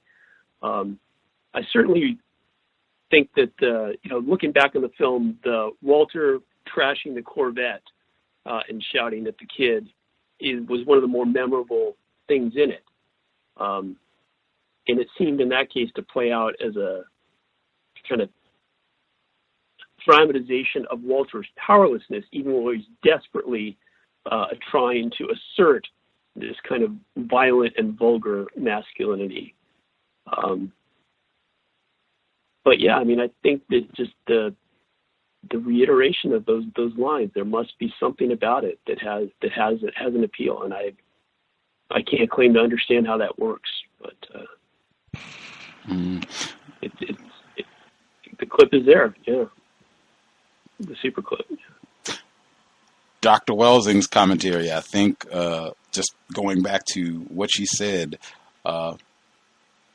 such domination can be established and maintained only if white males and females, the total white collective, control all of the balls, testicles of non-white men off and on the playing fields and ball courts. In other words, the name of the real game, the power game, is continuous worldwide control of the testicles of all non-white men by white males and females. And I think in terms of the homoerotic nature of it, the focus is on the genitals, but even the bonds that are formed seem to be around white males with other white males in bonding and trying to restore their sense of lost power. It's like Walter and the dude are uniting to avenge the Chinaman who has used his genitals to violate the dude's rugs. Like, we're going to join forces to make everything right in the world. Like, there is no male-female union in the film. Even the Big Lebowski, his character, his wife is gone. She left voluntarily, and he's not even trying to get her back. Like, he's just trying to rob money from the Little Achievers Fund. The dude, even though he does end up having intercourse with Maude Lebowski, Julia Ann Moore's character, she explicitly, this is not like a boyfriend-girlfriend thing. He says it later in the film as well. She's not my special lady. She's just my lady friend. She's certainly not like Walter. But there is no male-female union or bond in the film. All of the bonding that you see in the film, it's males bonding with other males. It's the Big Lebowski bonding with Philip Seymour Hoffman's character. It's the dude bonding with Walter and Steve Buscemi's character. That's throughout the film. And I think that I was going to have a sound clip, Dr. Nell Irvin Painter, in her book, The History of White People, she was a guest on the program in 2010. We had an extensive conversation about how, if you look back throughout the history of white culture, the history of white people, there is a strong dominant theme of homoeroticism way before Vincent Woodard's work on slave culture in the United States. But she talks about how Greco-Roman society, and that's in the dream sequence in the big society where they're all dressed in their togas and what have you doing their bowling. But Dr. Nell Irvin Painter, she talks about how that was a society that was certainly homosexual, certainly homoerotic, and white males bonding with and being around other white males, and that theme seems to carry strongly through today. I would submit that has to be a huge part of the appeal of this film because it's such a dominant element. I don't think you can get very far in the film without just seeing lots and lots of white males being around each other and rejoicing, being in their own company. Is this lucid, Dr. Kevorkian? Yeah, that's one of the things that surprised me the most in reviewing it is to what extent all the white males in this film end up being in some kind of brotherhood, however trouble, some kind of bonds together. I sort of remembered it as a study of contrast, like the joke being that the dude is nothing like the Big Lebowski. But for example, I remember, looking back in the film, I remember the line about the Chinaman took my legs from me in Korea. But I hadn't remembered that the dude had also used the word Chinaman, right? So they're both part of this same racist joke culture, even though the Big Lebowski would say the dude is nothing like me and vice versa. Superficially, in certain kind of styles, they're different, but they're part of this same white brotherhood. Most obviously it ends with Walter and the dude finally hugging over Donnie's death and embracing one another in this loving way. And in a similar way, it seemed to me like the movie was supposed to be this study in contrast, how the dude is laid back and nothing like Walter, and yet they have a loving bond that is established between them, despite their supposedly very different ways of going about things. And again, it's about this kind of brotherhood that insists on, I think, the kind of control that is being talked about in that, again, that I'm citing it already, the ball games as symbols. One of the things Walter says when he's brandishing the gun in the bowling alley, he says, "This is not Nam, this is bowling. There are rules. So he's insisting on bowling as this ideal space where everything goes by the rules, and he's going to enforce that violently as necessary. But I think the other thing is implicit in that, he says this is not this is bowling. That implies that when it comes to aggression against Asians or aggression against non-whites, there perhaps are no rules. The rule is that there are no rules. So he wants to control everything within the ball game, but when it comes time to express aggression towards Asians, the rules can be broken with impunity by the same brotherhood. And you see again these guys again, Walter brandishing the gun, getting away with it.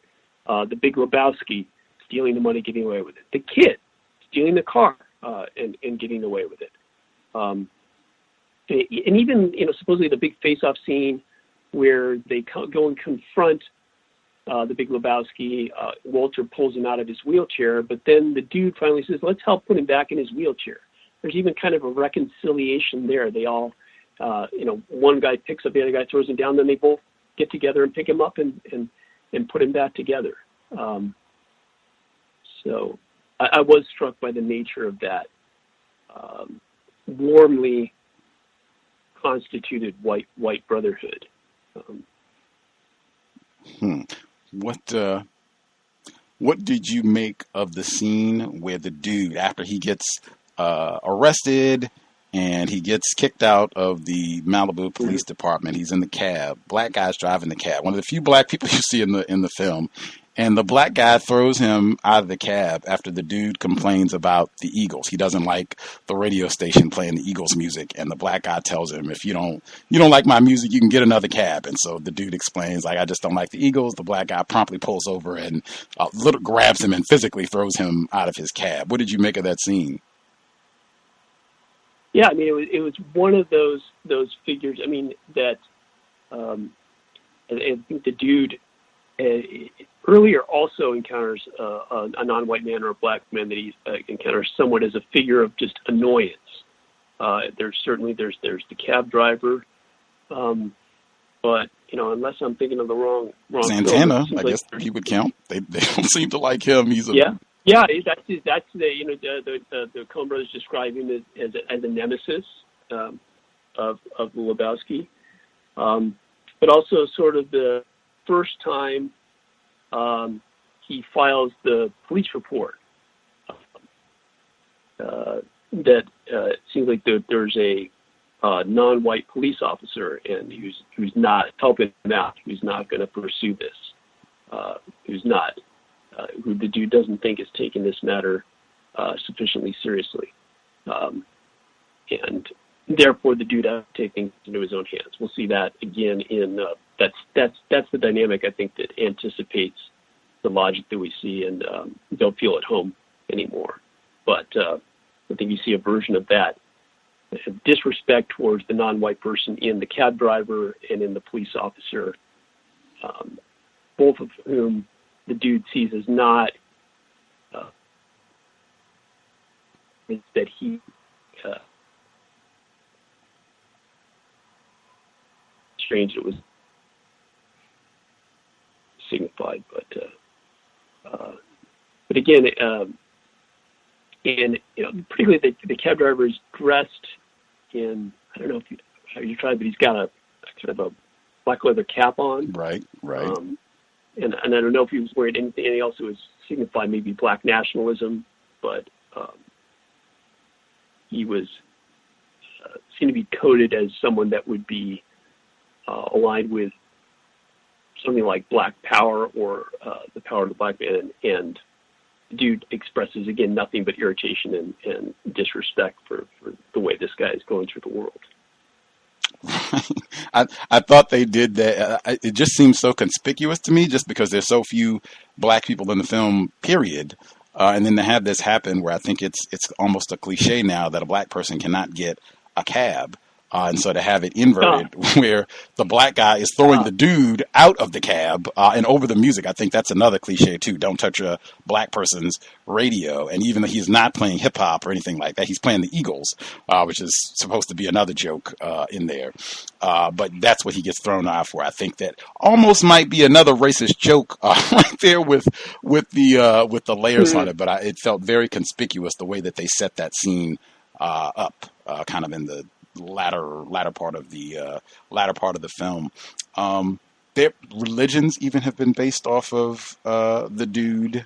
I think there's one, the Tao of the dude, and some others. This is another one, just like the previous film, where I don't think Luke's character could be a black person, and you could have that film. This is another one. I do not think you could make this film and have the dude be. Pick a black person, Mr. Ali, Denzel Washington. I do not think this film is, you could do this with a black person and it would be the same type of, I don't know what it would look like, but I cannot imagine it being a Library of Congress choice of one of the most important films that's ever been produced. Could you see the dude being a black person? I mean, no, it'd be different. It would be a different film. It would be a different film for sure. Yeah, it's, I mean, there's, even to the point that he, continually or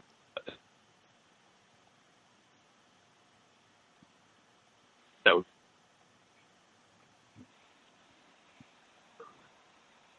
Oh, I don't know if it's break. I don't know if my line is breaking up. I did not hear the last word. I guess if you could give me another sentence just to make sure my line is clear. Oh, sure. No, I was affirming that it would be a very different film. I mean, I was just thinking of things like where the dude walks in the bars and says, "Another Caucasian, Gary." I mean, that's a kind of joke.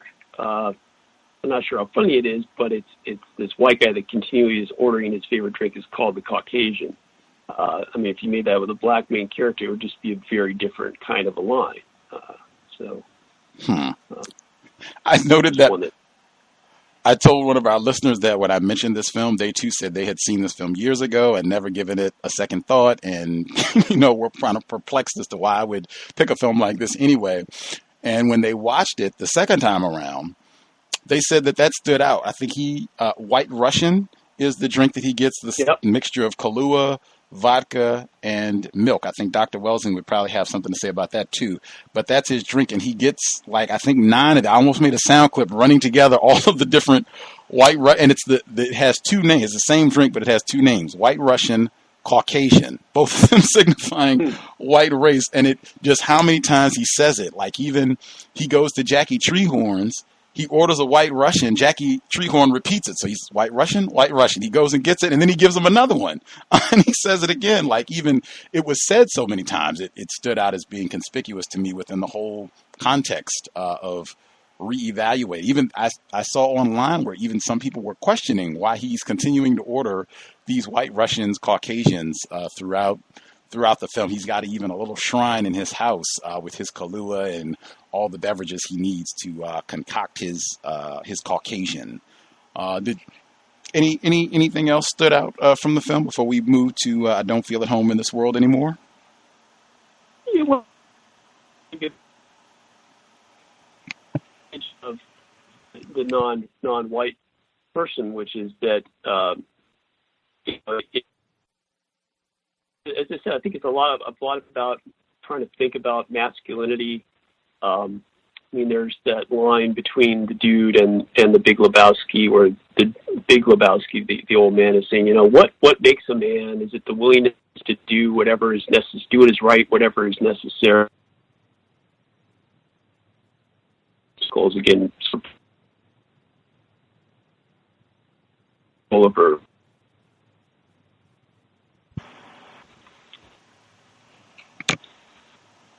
It seems I'm still getting some distortion in my line. I'm going to disconnect myself and just ring back in before I get to the next film, I Don't Feel at Home in This World Anymore. Transitioning, we were moving from the Big Lebowski to I Don't Feel at Home in This World Anymore, which came out this year. All the films, the last 2 films that we're doing are much more recent. This year, 2006, or last year, 2000, confuse my films. I Don't Feel at Home in This World Anymore came out this year, 2017. This film I watched. It's connected to the film that we're going to talk about last, but I found this same process as I told you before. I just went to see what was popular on Netflix. I don't watch a whole lot of films. Reading is more important than watching television. I checked to see what was popular on Netflix, and this was one of the most popular, most highly rated films on Netflix this year. This film was released directly to Netflix, unless I've been misinformed. Melanie Lynskie, Elijah Wood. Elijah Wood is famous for playing Harry Potter for all of those years. Those are the main two characters in the film. In fact, this is supposed to be yours to give us our synopsis. So, Dr. Kevorkian, you can take it away, 3 minutes or less. Okay, I don't feel at home in this world anymore. It's a story that focuses initially on Melanie Lynskie, and she seems to be cast as someone for whom we're supposed to sort of feel sympathy and feel bad for the way that the world is difficult for her to negotiate, and she suffers various indignities, and including being a victim of a home burglary, and she doesn't get satisfaction from law enforcement, so she has to kind of take things into her own hands, and she hooks up with Elijah Wood, who's a very strange, another kind of very violent outsider character, and they kind of act as vigilantes to try to get justice for her. And again, the very strange thing about the film is it seems like a series of really, really bad ideas, the kinds of actions that they take together, and yet in the end they come out of this and survive, and he emerges as kind of this glowing, almost white savior figure at the end of the movie, sort of bathed in this halo, when what you've been seeing is a bunch of violent and illegal and ill-advised actions. So, I mean, we can get into the analysis, but to me it's another movie about vigilantism, being outside of the law, and kind of selling to audiences the kind of the vicarious satisfaction of moving from being this meek person who lets things happen to her to becoming the person who, instead of getting cut in front of in line at the supermarket, will now cut in front of someone else. That was a kind of a strange, thing to make you feel like, oh, this character is really making progress. Now she's committing the same injustice that used to annoy her. So that's what I saw her character arc as being. And stealing lawn tigers. With this, yes. With this film, I read one of the reviews, and they said this is like Falling Down. People saw it from the early 90s.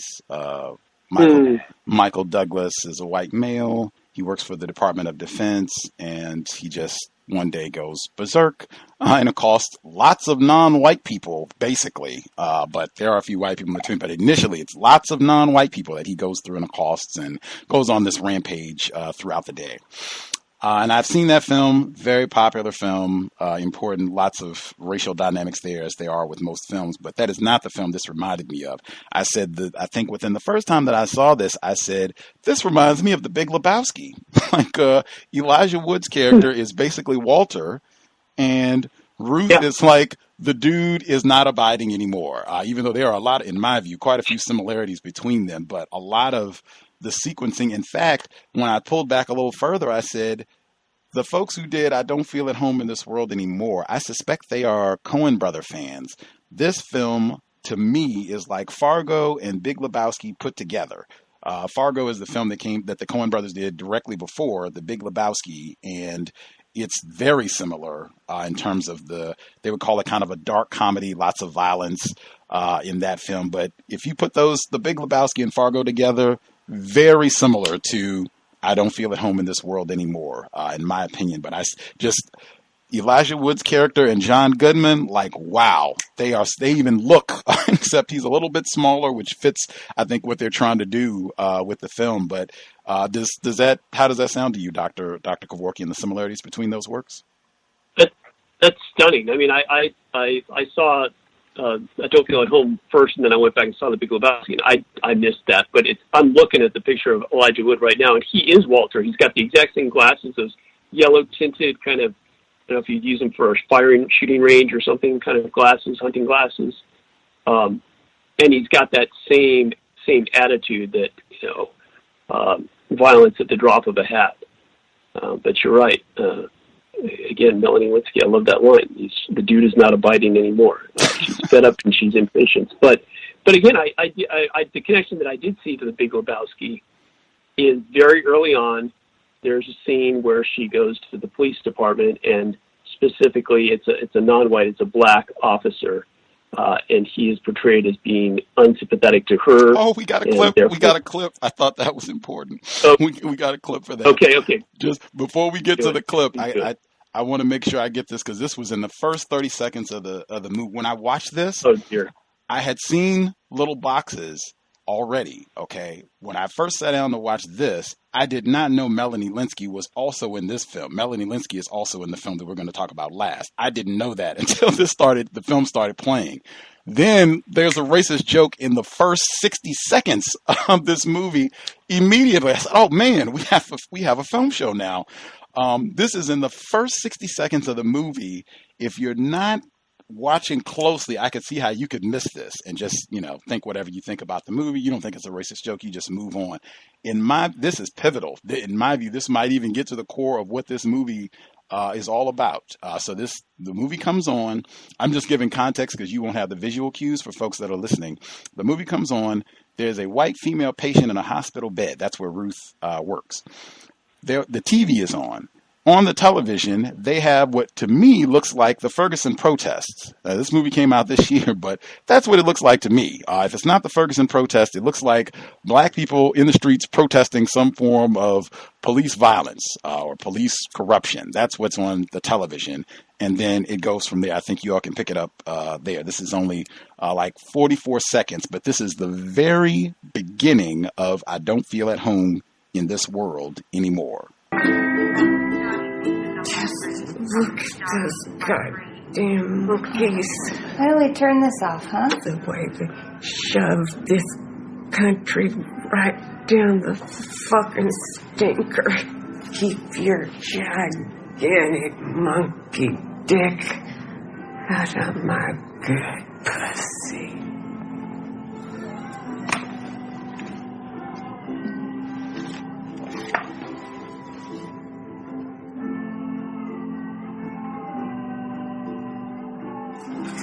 Did you have any last words?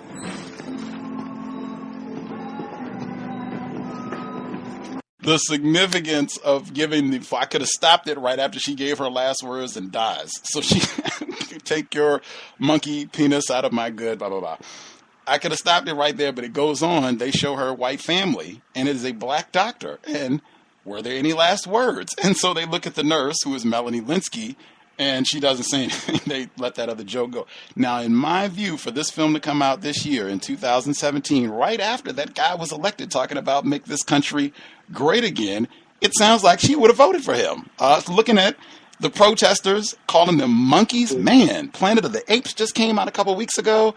We've talked about that. That's one of the oldest racist tropes in the history of white supremacy. Black people as monkeys and gorillas and apes and all of that. But monkeys are putting this country in the stinker, and you're not going to put your monkey penis in my good. She doesn't say white, but I think that's implied. We still got the focus on the genitals of non-white people, and then she dies. Stunning for this movie, in my view, to start that way, because it sounds like she has some of the exact same angst and frustration that Ruth's character, Melanie Lynskie, that she is going to have for the duration of the film, except she never ties her angst and frustration to black people until it gets to that scene with the cop later in the film. I'll stop there. Does any of this make sense, Dr. Kevorkian? Yeah, absolutely. I mean, it's It's one of those movies that it in one level it reminded me at the very beginning of a film that we talked about before, which was As Good as It Gets. Another one of those films where, you know, some people might not remember it as having racist content to it, but then there's a racial joke and the main character, Jack Nicholson, saying something crass and racist along those lines in the very first few seconds of the film. So you could just decide to just turn it off at that point. I mean, it's just what the old white woman here is saying is it's like it couldn't be more offensive, but it's a little different in that in this case it's a character who immediately dies, but then, as you point out, in a strange way, the main character that we are going to be stuck with does take up some of that resentful logic.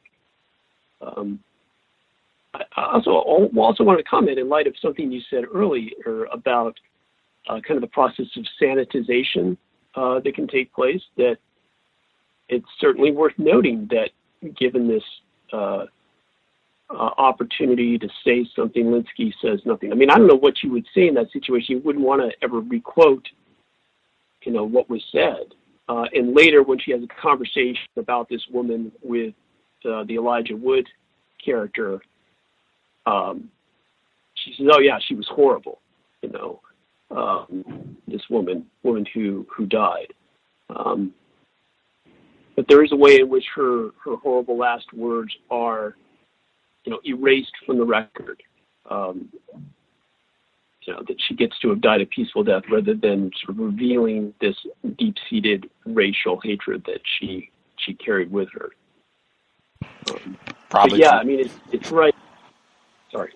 I was just going to say deep-seated racial hatred that she probably carried towards her black physician as well. Continue, Dr. Kevorkian. Mm-hmm. Yeah. I mean, that's what I say. You see, again, these. I mean, it plays right into that same sort of election scenario that you're talking about. You have,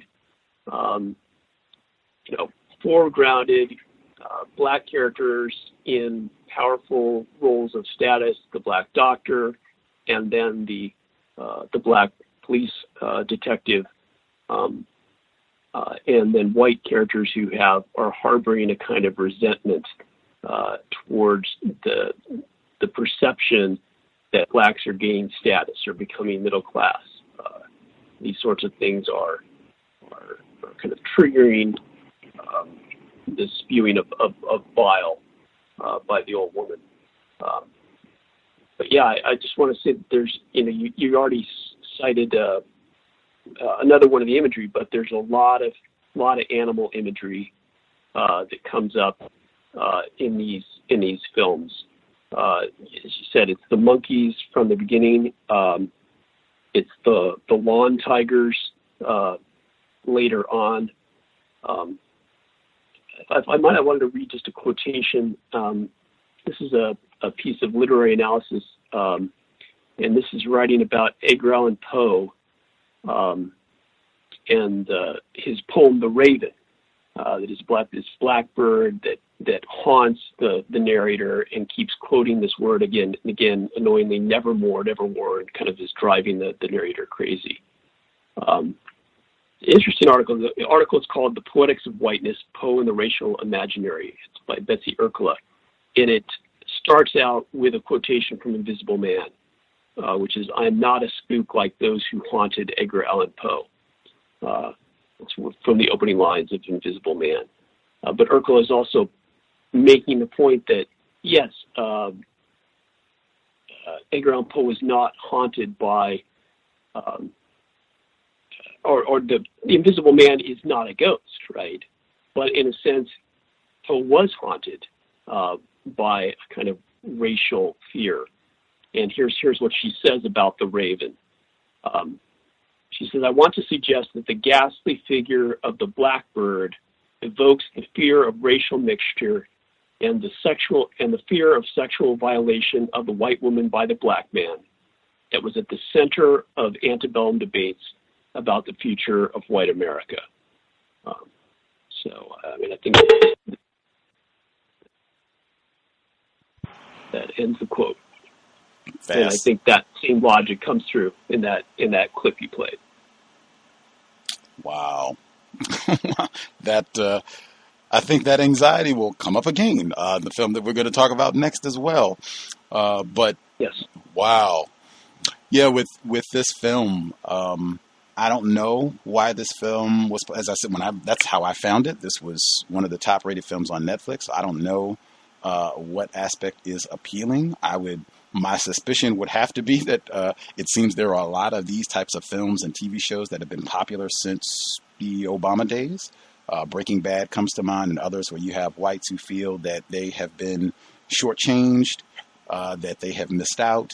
They're disgruntled with seeing black people in certain positions or just the way things are, and they're upset. It seems like there are a lot more of these types of films coming out, and apparently a good portion of people resonated with this project. I think Elijah Wood is pretty popular. I don't know about Melanie Lynskie, but she's been in a lot of projects as well. I guess specifically before I get to the scene that you were mentioning where she confronts the black detective, what do you make of the scene when Ruth, that's her name, Melanie Lynskie's character, Ruth, when she goes to the house with Tony, that's Elijah Wood's character, Ruth and Tony go to the house to get her laptop first. She has all these items stolen from her house by this crew of white drug addict criminals, low-level criminals. And the first item she goes to get back is her computer. And the house where her laptop is, it's a black male, black female, white woman, white man are at the residence where they go and get the computer back after a minor conflict. I had a color monitors moment that, of course, they have the black male seated at the computer when she comes in to recoup her stolen property. What did you make of the racial dynamics of that scene? Yeah, no, absolutely. That any sort of potential threat of the black male presence is contained by the fact that he's sitting over the computer, very much a color monitor's moment, whereas there's the looming figure of the white male who is presented as sort of the more the physical threat in that situation. I have to confess, I kind of gave the film a little credit at this point for tricking me, because I was thinking, okay, now she's really found the robbers, right? And I said, oh, well, they've cast the black man as not just the techno expert, but also the criminal and the thief. But then it turns out that they kind of pulled the rug on that one. And no, it turns out he wasn't the criminal, and he insists, and actually, he paid good money for it. And so the way it plays out, it says, even though he paid for this thing, no one objects to ultimately to her just taking it and going. I mean, he's getting a bum deal out of this, but no one seems to question that. He wasn't the one who stole it. But I don't know if that makes sense. I say that I kind of give it credit for tricking me. I mean, it made me think that, I was playing into this stereotype of course, this is the group of actual criminals, but then he reveals that the real criminals were, as you say, these kind of low-level white thugs, not the multicultural team that we first see and first are set up to think of as the robbers. Definitely a color monitors moment there for folks who read the book or heard our previous discussion. Before I get to that scene with Ruth and the black detective that happens a little later in the film, I need to set this scene up because when I watched it, by the time the scene comes up, I had already concluded, like, oh, wow, this was way more than I thought, and we should talk about this on the program. So this scene was just kind of the icing on the cake by this point. But when I first saw this scene, I immediately thought of one of your previous visits, because we've had this conversation before about scenes coming up in films where white characters are asking and or demanding help, assistance from black people. We talked about this specifically with Black Mirror, and this is what you said in the context of Black Mirror, white characters asking for help. What were your thoughts about the San Junipero episode, Dr. Kevorkian? Yeah, I thought there was, this is one of the episodes I had in mind when I said that there's a real asymmetry or sort of injustice in the treatment of the white and the black characters. This is one of the episodes that gets talked about the most as being another one of those episodes. It's an upbeat episode for the American audience. It's got this warm, 80s nostalgia to it. They even talk about what's called an immersive nostalgia therapy. And one of the white video game players talks about 1980 as a golden age. And that there's maybe even a little bit of the Make America Great Again, like Donald Trump wanting to go back to whenever his heyday was, whenever he thought his golden age was. I don't know. But yes, particularly, I believe you said this is Jamie who wrote in. Is that? Yes, sir. Yeah, and Jamie who sparked this whole conversation. I want to read one line that just stuck out to me. This is Yorkie, the white woman, speaking to Kelly, who's the black woman who is introducing her to expanding her experiences. It's yet another version of the help me. There's the help me in White Bear. There's the help me demand in Nosedive. But this is another one that's framed as a demand. Yorkie says, just help me. Can you just make this easy for me? Right? Here the white woman expects the black woman to do the work of expediting her fantasy. So even in that way, it's like playtest, where the white guy expects the black woman to hook him up to this gear and have him play this really great immersive horror game. It doesn't turn out that way for him, but there's this expectation that the black character is going to make things happen. And she doesn't ask. She says, just help me. That's a command. And then she later says, you have to show me, right? You have to show me is different than saying, please show me. Would you please show me? I'd like you to show me. Okay. Now that was Dr. Kevorkian. We were talking about Black Mirror. This is the scene that I immediately placed with the segment that you just heard. This is from I Don't Feel at Home Anymore. Ruth, white woman. She goes to the police department after she's done all of this searching vigilante efforts with her partner, Tony. They made a mold of a footprint of the person that they think broke into their residence, and they've got a license plate, and she's actually seen this person now. So she's, hey, I got all this information. You should go track this guy down. This is the guy who broke into my house. And it turns out she is correct. This is one of the white people that broke into her residence to steal her items. So this is that scene, Context of White Supremacy. Wow. That's something. That's something. What do you do, Miss Kimke? Well, I'm a nursing assistant. Now, suppose I came down to where you do that. Your hospital. It's a post-op facility. Okay. Well, suppose I came down there and I said, maybe not that medication, Ruth. Maybe this one instead, don't you think? No, that's not what I meant by... You present a certainty that the owner of a vehicle you happen to see at a garage sale is the same individual who burglarized your home. And that his foot, according to this, is made out of scrambled eggs. No. No, sir, that is not... Okay, so... I located my computer. I understand the chain of events as you tell them. Okay. Did it not occur to you that the people who had your computer in the first place were the same ones that broke into your home? Yeah, but... Occam's razor and whatnot. Yeah, what?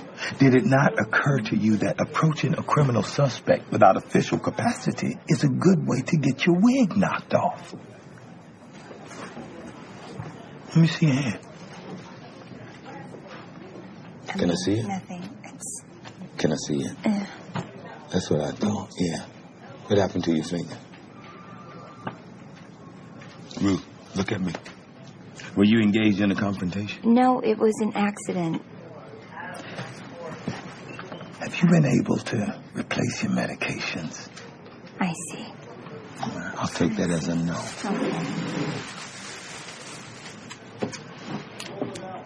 Okay. I mean, why do you not want to help me? Help you? Yeah, why? Isn't it your job? A job? Yeah. I am doing my job. You asking me about my job right now? Yeah, I'm coming in here. You come into my workplace and you ask me about my job. You think just because you left your door wide open for some punk to stroll right in that the universe now somehow revolves around you? Well, grow up. We had a man beaten unconscious in his driveway. That's awful. Now, yes, awful. And now, Ruth, he has skull fragments in his brain. The world is bigger than your silverware. People are experiencing bigger problems. There are people out there.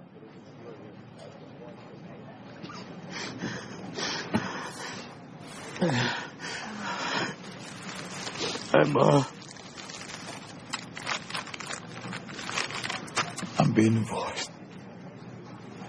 First time I said it out loud. Sir, I'm very... Move it. Move that hand. Go home, Ruth. This is the guy. No, it is not. And if you engage in vigilante action or mess around with this again, I will be a bigger problem than your busted finger. Do you follow me? Context of white supremacy. Some moron goes around here saying on a regular basis one thing that would help end white supremacy if non-white people stopped helping white people. Your thoughts on that scene, Dr. Kevorkian? Yeah, I mean, it's a scene that, he's building up and he's saying a lot of things that have this powerful resonance of truth, and you think, it starts out, I think, portraying him unsympathetically in the way that he speaks with sarcasm about, making these comparisons about going to her work versus going to his work. But then when he gets to the point where he's saying, you think the world revolves around you, there are bigger things happening. I think there's a part in which I think I want to say, yeah, I'm glad he's saying that. But then the speech keeps going, and the film kind of takes, saps all the power out of that when he kind of breaks down at the end, and you see that he's only concerned his own little world, right? That he says, well, he kind of cries. He says, I'm being divorced. So he goes in that moment from accusing her of only thinking about her problems to then, and apparently he's first making an appeal towards some broader idea of justice, but then he's kind of disempowered from making that speech by this sort of revelation. Maybe it's supposed to humanize him or make him sympathetic in a way, but it seems to also take the power out of what he was saying in resistance to her selfish demands. When I originally saw that scene, that was a part of my thinking as well. Even kind of level of emasculation of him when he starts kind of has his breakdown and everything, because this is at the police stations. I mean, his co-workers are around. They even stop and turn like, what is going on? He's sobbing at his desk here. And then they kind of go back to their work. But I watched it a couple other times, and I'm very curious if we have any non-white listeners who've seen this film, if you can kind of dial in to share. After I watched it like the third time, and I said, wait a second, I can relate to this in talking to a suspected racist, and we're talking about something serious. We're talking about business, work-related matters, what have you, and they veer off into something that's totally personal, and we're supposed to like emotionally connect and be vested in their personal thing when we were talking about, business-related issues that had nothing to do with their personal life. And I feel like I think that happens a lot where the black person is on the end, where they have to get sucked into empathizing with a white person who's getting divorced, or their child is sick, or they got a car accident, or whatever it is. That dynamic is reversed this time. It's the white person who has to sympathize with the black person about whatever their personal issue that is not connected to the business in hand. Then he even rebuffs that because she sticks her hand out to console him. He's like, oh, get off me, get off. And further, get out of my office because I am not going to help you. And he goes back to the same problem that she had at first, that you're not helping me. I'm coming here for assistance that you are not providing, and reminding her that you didn't even lock your door to begin with, that, you bear a lot of the blame to begin with for this problem. I thought it reminded me of the conversation that we had before. It reminded me of what I've said consistently about not helping white people, that is huge. And it also made me think, because it seems like I've seen more and more of these types of films. I know The Leftovers, I think that's an element there as well, where it's black people are in positions of authority, where even black people can deny white people things that they need, and all the white person can do is be upset about it. I don't know. Do you get the sense, Dr. Kevorkian, that growing numbers of white people feel in some way that black people are blocking them from getting resources, or causing them problems, that there are black people in powerful positions that are causing them difficulties? I think that the results of the election show that. I think that Donald Trump tapped into that resentment, and I think in that sense, one of the key words in this title is the anymore. I don't feel at home at this world anymore. Like, something has happened with the world, and it's changed, and it's turned on me, right? And one of the ways that it's changed is the presence of these black figures who are in a position to obstruct the progress of the white hero or heroine. Again, the episode that we talked a lot about in Black Mirror that makes me think of the Melanie Lynskie character is the nosedive episode with Bryce Dallas Howard, even like where she's making these demands at the ticket counter at the airport. Like, not a major position of power, but someone who nevertheless has power within that contest to either make the dream happen, or make it, or to prevent it from happening. So, I think our political moment shows that there are people who have had this pent-up resentment from the Obama years, in particular, where there's been this symbolic presence of the non-white person in a position of authority, and it gets refracted into all of these little roles that we're seeing, that recurring pattern in these films. And I think I also want to say about this film that these scenes with the black detective are the places where that resentment comes through, kind of pops through all the other screens most clearly. I think there's kind of cover for it, where the film also wants to be about another dynamic that I think is problematic. I think that, as in Little Boxes, Melanie Lynskie is cast as an object of our pity and our sympathy, and racial politics are a backdrop for her victimization by life. And specifically, part of this kind of pity party that we're supposed to have for the Melanie Lynskie character is based upon how she suffers at secondhand the indignities of a racist society. So, for instance, in that first scene where the dying white woman says this horrible thing, it's less important that this woman has said this racist thing and that this racism exists, and it's more important to the movie that Melanie Lynskie has to put up with that. That's just another thing that is kind of a downer for her day.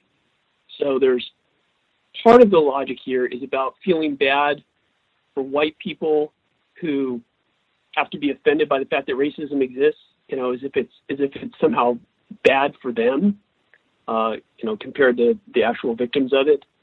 But then so I'm saying that's one layer of where we're supposed to feel sympathy for the white character.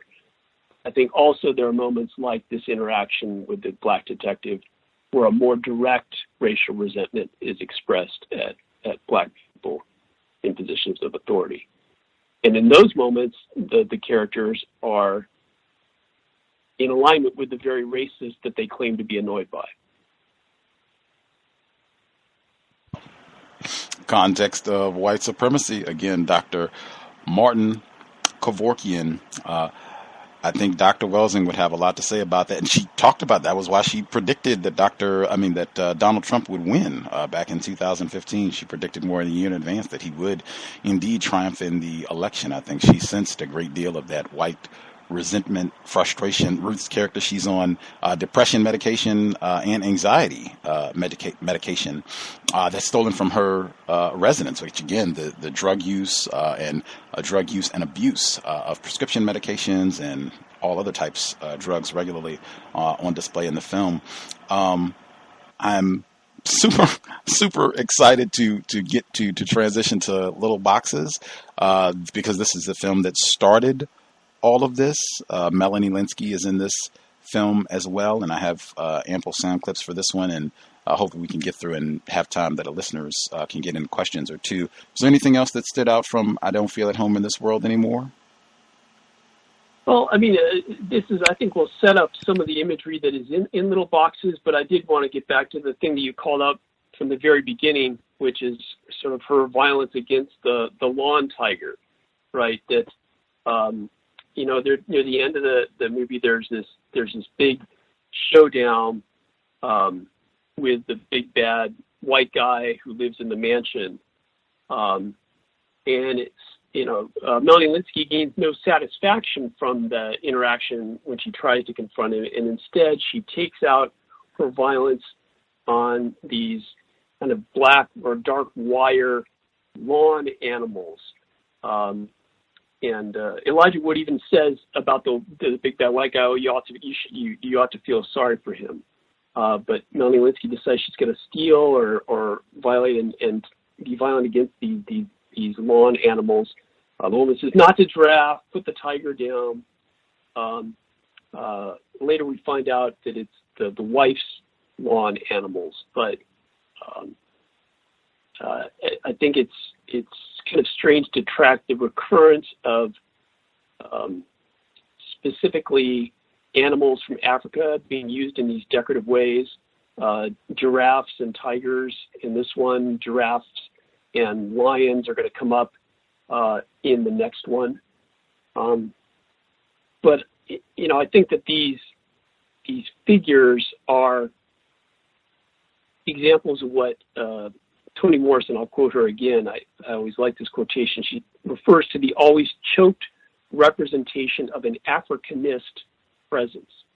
And by Africanist, she means not a real African presence, but an imaginary Africa that whites and whiteness use to define themselves in opposition to it. But in this film, I think it's particularly when you think of the history of things that are displayed on lawns, right, and racist things that are displayed on lawns. It's like they have this big white mansion, and someone told them, well, it's not politically correct, or you can't have the lawn jockey anymore. But what has taken its place is things like these tigers or these giraffes that are still somehow an emblem of that, controlling the Edgar Allan Poe raven fear, domesticating it or taming it. Choked Africanness. That's a great line to quote the legend Toni Morrison. She's been on our book club too, The Bluest Eye. That's in my top 5 books. And speaking of lawn jockeys, I did mention Fargo. If you watch Fargo close, there is a flagrant, long racist joke about Asian people. There are also lots of lawn jockeys, which is wacky because there is no golfing in the film. They're in Minnesota in the middle of the wintertime, but yet and still they found a way to squeeze in lots and lots of black lawn jockeys. That's in Fargo, the film that came out, the Cohen brothers, directly before The Big Lebowski. Transitioning to Little Boxes, which came out in 2016, also starring Melanie Lynskie and the late Nelson Ellis, who just passed away this summer. I had just mentioned this film on the program, and then weeks later he passed away at the age of 39. And I was actually watching the movie the day that I saw he passed away when I checked the news. This is, I think, out of all the films that we've discussed today, this is the film that makes it most explicit, like, yes, We are talking about racism. That's what this film is supposed to be about from the very beginning. Nelson, is this? Oh, yes, I'm supposed to give the synopsis. I can do that and then give the clip. So it came out in 2016. Black male, Nelson Ellis character. He is a struggling writer. He has a book published, but now he's just writing food articles in New York. He's married to a white woman, Melanie Lynskie's character, Melanie Lynskie, that's her.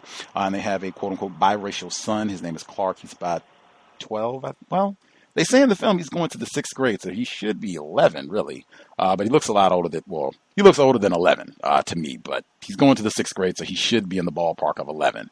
They're in New York. They're moving to Washington State, not Seattle. They're moving to Rome, Washington. There is no such place as Rome, Washington, but that's where they're moving to in the film.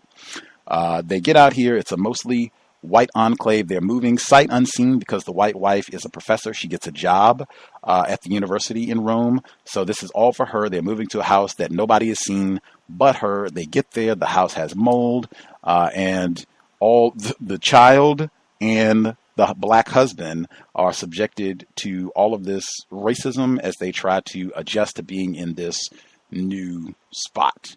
I think I could stop there. Did I leave anything out important from the synopsis? Nope, that's it. Right on. This film, huge asterisk for Gus T Renegade, because this is one of the few times that the main racist, in my opinion, is a white child. That alone makes this a film, I would say, non-white people, you should check out. You should watch it seriously, pay attention, and take note. I can start from the very beginning with sound clips on this one. This is the kind of last conversation they have. Nelson Ellis's character, Mark Burns, he's got a black friend, he's got a white friend, all males. They're sitting around drinking his favorite tequila as they talk about why he is leaving New York. Man, New York is over if you're a real artist. She started a hustle. It's stability, it's health insurance, it's retirement. Okay. Plus, we just want to see what else is out there. Racism. That's everywhere. You racist. We're racist. We're all racist. That's the very beginning. That's like in the first 3-4 minutes of the movie when they're still in New York and having some thoughts, but generally mostly excited. They're getting Packers, and this is a great career opportunity for the white woman to get out, go to Washington, and do this. And they're kind of all in together. Any thoughts on how things start out when they're off to Washington State? Yeah, I mean, I think it's about this idea that racism is everywhere. But what happens to a certain extent is that, again, as I said with the previous film, one of the things that this movie seems to focus on is the white woman's experience of the racism that's perpetrated against her family. And the very first words of the film that are spoken, the man, Nelson Ellis, says to his wife, "Hey, baby, you good?" And a woman says, "Yeah, I'm ready." And to me, that signals from the very beginning that this is going to be about a challenge and a journey, but it's about her ordeal.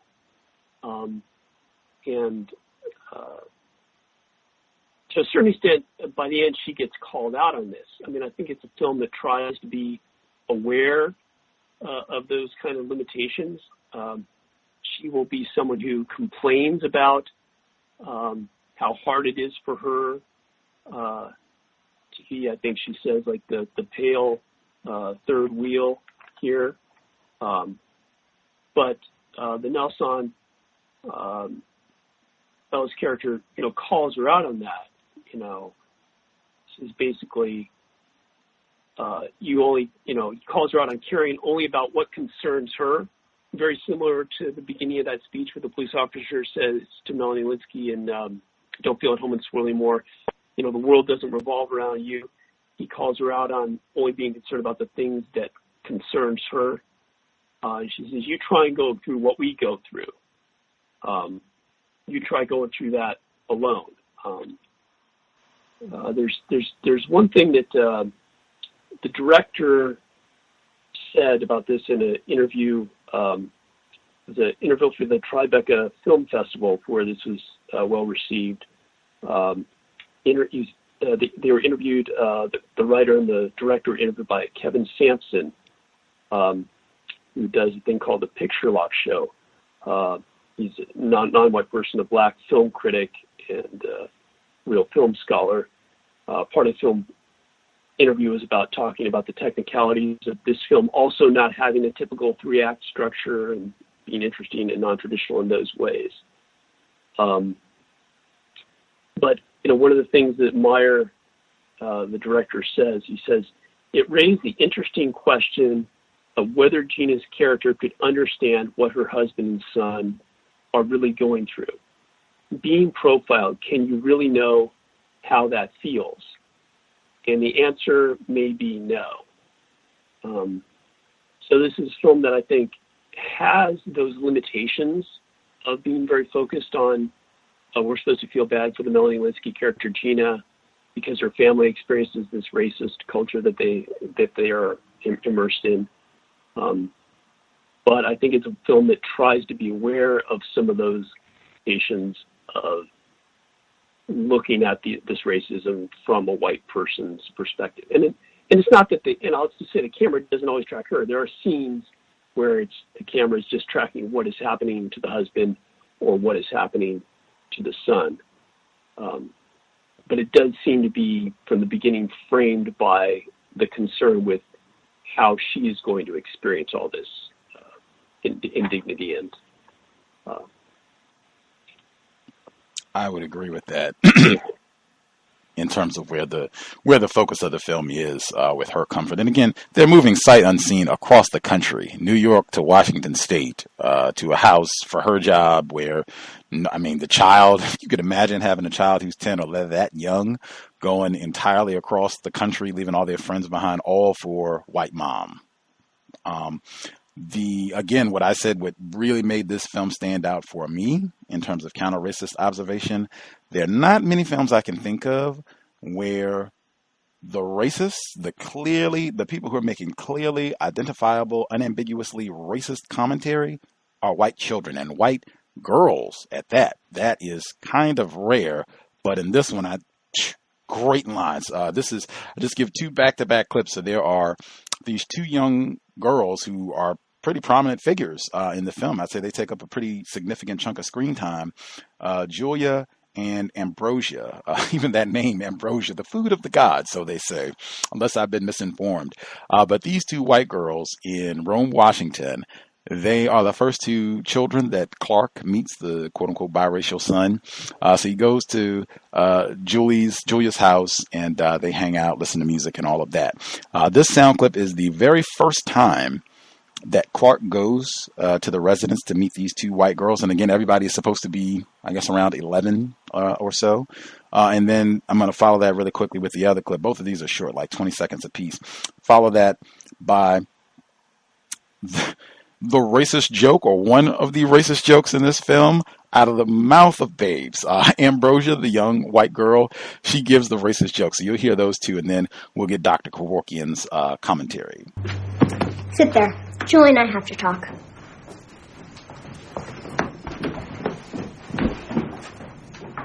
Oh my God. What? I can't believe it. He's cute. We, totally needed a black kid. What? This town is, so white. Oh my God, we got my brother. Figures. He is such a tool. Welcome to the sidecar. May I take your order, please? Don't pretend like you don't know us, Cooper. You, ma'am. Double nachos, please. Am I next, Cooper? Yeah. Oh my God, the world is so racist. What? Why did you wait to take his order last? Because he's black? Just kidding, everybody.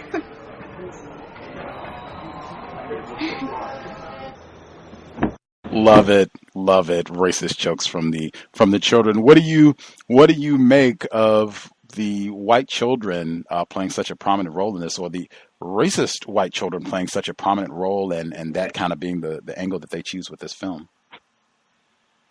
Yeah, no, it's, I mean, it's just stunning, the way that these young women pressure him, try to get him to conform to their expectation of what an Africanist presence is supposed to be, are so eager to put him on display. Like, we really needed a black kid. I mean, there's a clear difference between the two kids. Ambrosia is the one who says, we really needed a black kid, whereas Julia is the one who just said, he's cute.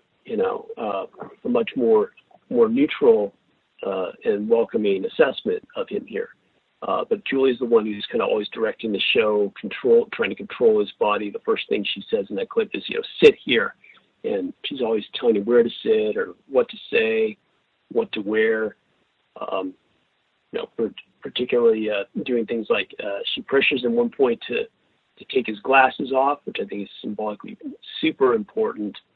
Because there's a lot of talk in this film about the acceptability of being a scholar or a nerd of some sort, and whether he's allowed to claim being scholarly or whether that's denied him in the expectation that he needs to act more black. The scene in the restaurant, I mean, it does so many flips. It's a kind of an analysis of critiquing her for trying too hard to display that she's not a racist, but then making a joke out of that. Clearly she's sort of wrong. I mean, the brother is just taking. He's going with another cultural convention, which is when you take the order, you take the ladies' order first, and you take the gentleman's order next. And so he's going in that order. But she wants to sort of display her hyper racial awareness. And then when that kind of falls flat, she just wants to make a joke of it. But it's all about how she comes off looking. And that's something that is done throughout. There's the white guy who befriends the Mac Burns character and is so eager to show off his new black friend at the bar. Like, look at this guy. I'm with this new black guy. Also, just going back to the top of the show, what Mr. Gus T Renegade was saying, this through line of drugs and substances. You've got the white man offering the black man in pharmaceuticals, drugs as kind of uppers. And I actually thought it was kind of unrealistic that he convinced him to take it, but that happened. But then the parallel of that is Ambrosia also. It's this 11-year-old kid drunk. I mean, that's another sort of, maybe that's an echo of what you're saying, Gus, about Ambrosia being the food of the gods, is that she offers something that is intoxicating, and it's going to have him under the influence also. So that's something that is done to both the father and the son. They're giving these drugs that alter their behavior. I thought the neighbor was really important. Even before I get to the neighbor, the scene at the table, it reminded me a lot. I think that's another way that white people practice white supremacy racism, is that they will find ways to minimize or make it seem as though they're calling out racism when they're not really. They'll say, you've only got brown eggs, you don't have any white eggs, you are so racist. That sort of thing. That to me is like a more sophisticated way of practicing racism, to do these little faux call-outs of racist acts just to make light of it. It's almost like it's a joke. Anytime someone accuses someone of racist or says that something is racist, this is about, what the way that we should think of it, that, you're just making a big to-do about nothing. But I also thought with the neighbor, in comparing those two, because this 11-year-old Ambrosia, she gives Clark alcohol later on and initiates a strip tease for him. And then the neighbor, his name is Gibson, Todd Gibson. He's the neighbor of these folks at Tom Gibson, and he is the head of the Block Association in addition to being the neighborhood pusher of uppers or pharmaceuticals, illicit drugs, whatever it is, and he's a sexual deviant. In fact, I have a sound clip of all of this with this character, Tom Gibson, because I thought that this guy was important in the film for a variety of reasons. I'll give folks the clip so they can hear it, and then I'll give my follow-up and get Dr. Kevorkian's thoughts. This is Tom Gibson, head of the Block Association in Little Boxes. It's actually nice to hang out with somebody other than my family. You're telling me. Hey, I was wondering if maybe you wanted to hang out with these too. What's that? Around here we call them farmies. Yeah, they're not like methy or oxy, No. but just stuff you get from a doctor. No. I'm too old to be doing all that. Oh, okay, yeah, I hear you, man. But you know, small town living, Sometimes it could use a little boost.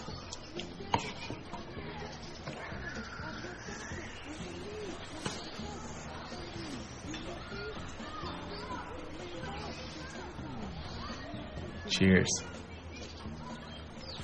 What do you do? Oh, erotic thrillers. I e-publish. They're very sexy, but very high class. Erotic?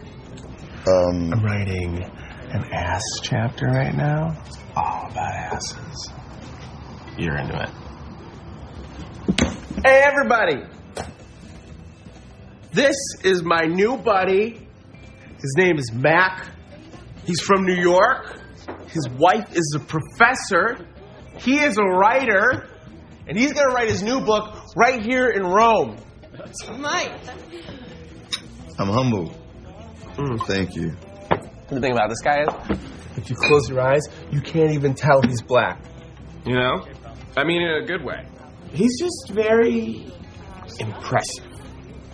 Context of White Supremacy. That was Tom Gibson talking to Nelson Ellis's character Mark Burns that was a couple different scenes in the film, but I thought that was important. Number one, we talked about sanitizing with Luke in the first film, The Place Beyond the Pines, and I feel like there's sanitizing right before our eyes watching this film with Tom Gibson. I don't think most people would watch this film and say, wow, the Burns family, they moved across the country to live next to a smut peddler. Like, he's pushing pharmaceutical drugs and selling his sexually deviant literature, and he's a racist with the comments. I don't think most people would say, oh yeah, that's Tom Gibson. It would just be, oh, that's his wacky neighbor who came over and bought him some tequila and what have you, the sanitizing. I think if you had a black character who was doing all of those things, it would not just be, oh, that's his, wacky neighbor or what have you, who's a little annoying or what have you, where you can have a white person who's right in front of your face doing all kinds of dastardly deeds, but they're still I mean, that just seems to be an endemic part of the system of white supremacy, where white people are just not to be held accountable for criminal behavior, racist behavior especially. But I also thought it was important in that scene, you could hear in his tone the way he's been responding throughout. I didn't play all the scenes with this white man, Mr. Gibson, but he had quite a few. But you can hear it consistently in his tone, what we've been talking about, this irritation and it's not even, Mark Burns' character is not somebody accomplished. He's not President Obama. I just told you he's a struggling artist who's writing food reviews. But when this white guy, when he finds out, oh, you've written a book? Wow, I'm just, e-publishing my smut. You have an agent? Wow. Like, he keeps saying it like, I can't believe it. Like, this nigger's doing better than I am. Like, wow, he's a more accomplished writer than I am. I felt that sense of irritation along with the racism, white supremacy in his presentation. What do you think of that, Dr. Kevorkian? No, I think that's absolutely key, that there's this resentment to the writer's success. And yet, even in the moment when he resents the man's superior accomplishment, he's still kind of presuming that he's going to be able to tell him about, useful things like, we'll talk about the craft. We'll talk about, inspiration versus perspiration. Like, suddenly he's going to try to not only, he's resentful of him, but he's also going to try to raise himself to his level where they could, share advice as peers. He's going to kind of try to draft off of that success and get a part of it and be attached to it vicariously. He's continually wanting to bask in this guy's glory, even as he resents him for it. And I mean, there's a lot of quick transitions. Like, you know, when he introduces in the bar, he moves from sort of his most stereotyping statement about him, like this assumption that this guy would somehow that Mac would somehow be into this smut that he's writing. He just assumes it as a fact, and then very next thing he's saying, yeah, but he doesn't sound black. At the same time that he's sort of asserting some stereotypical blackness about him.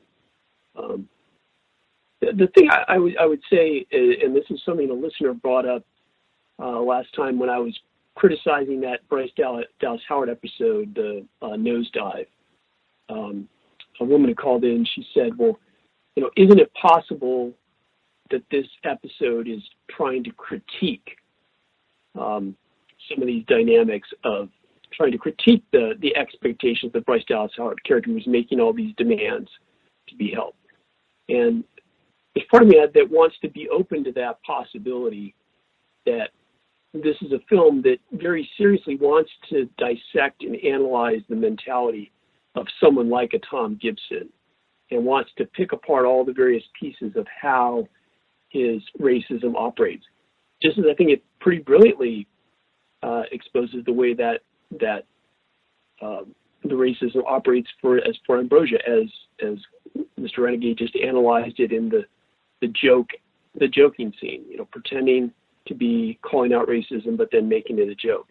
I think that's a valuable kind of analysis that the film, I would say, helps make available. So I agree that there's a sanitization and there's a minimization. There's very different. If you just put this again next to Big Lebowski, compare the Tom Gibson character portrayal to the really over-the-top portrayal of the child molester in the John Turturro character in Lebowski. Completely different kinds of portrayals. That said, even if it's not as obvious, I think there's a possibility that this film is making an effort to get us to think critically about the Tom Gibsons of the world. Hopefully, and the Melanie Lynskies and Ambrosias as well, as a white collective. Yeah. What did you make of the scene, especially since you're down there in Austin, Texas? I think UT Austin is commonly thought of as being a bastion of academic liberalism. What did you make of the scene at this fictitious college where Melanie Lynskie's character, she's a professor at? This scene, I guess it's part of some sort of staff get-together that they have soon after she moves to Washington. This made her initial introduction to the staff and what have you. This is a quick get-together, about 15 seconds. Now to the wrong college. Missionaries, missionaries, we're on top.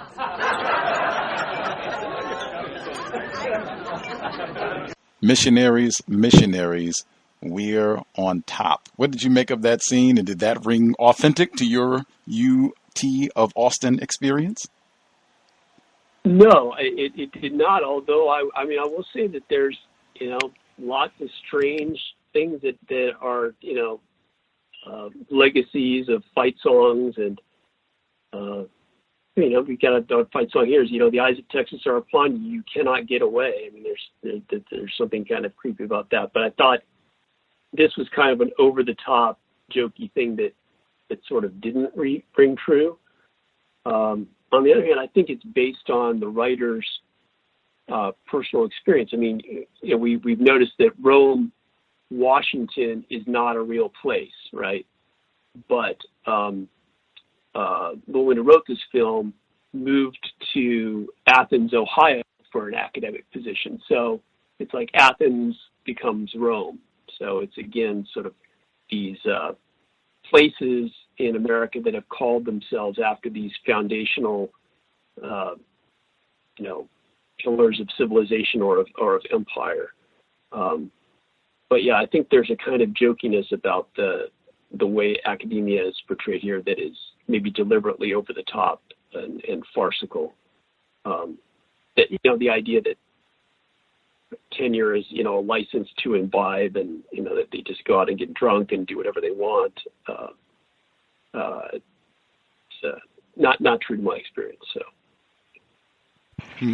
When I watched this with a group of people, and we watched that scene, and they said immediately that is the religion of white supremacy. Missionaries, we are on top. And the religion of white supremacy always mandates sexual exploitation. And I thought they were being very tongue-in-cheek with that line, missionaries, we're on top, in a film that is centered on, quote-unquote, interracial relationships, where, in my view, the white woman is indeed on top. Melanie Lynskie's character, she is the one whose priorities take concern over everybody. That's why they moved halfway across the country. She's in the room with them when they're doing this chant. She's the only one of the main three characters that's present for that scene. Missionaries, we are on top.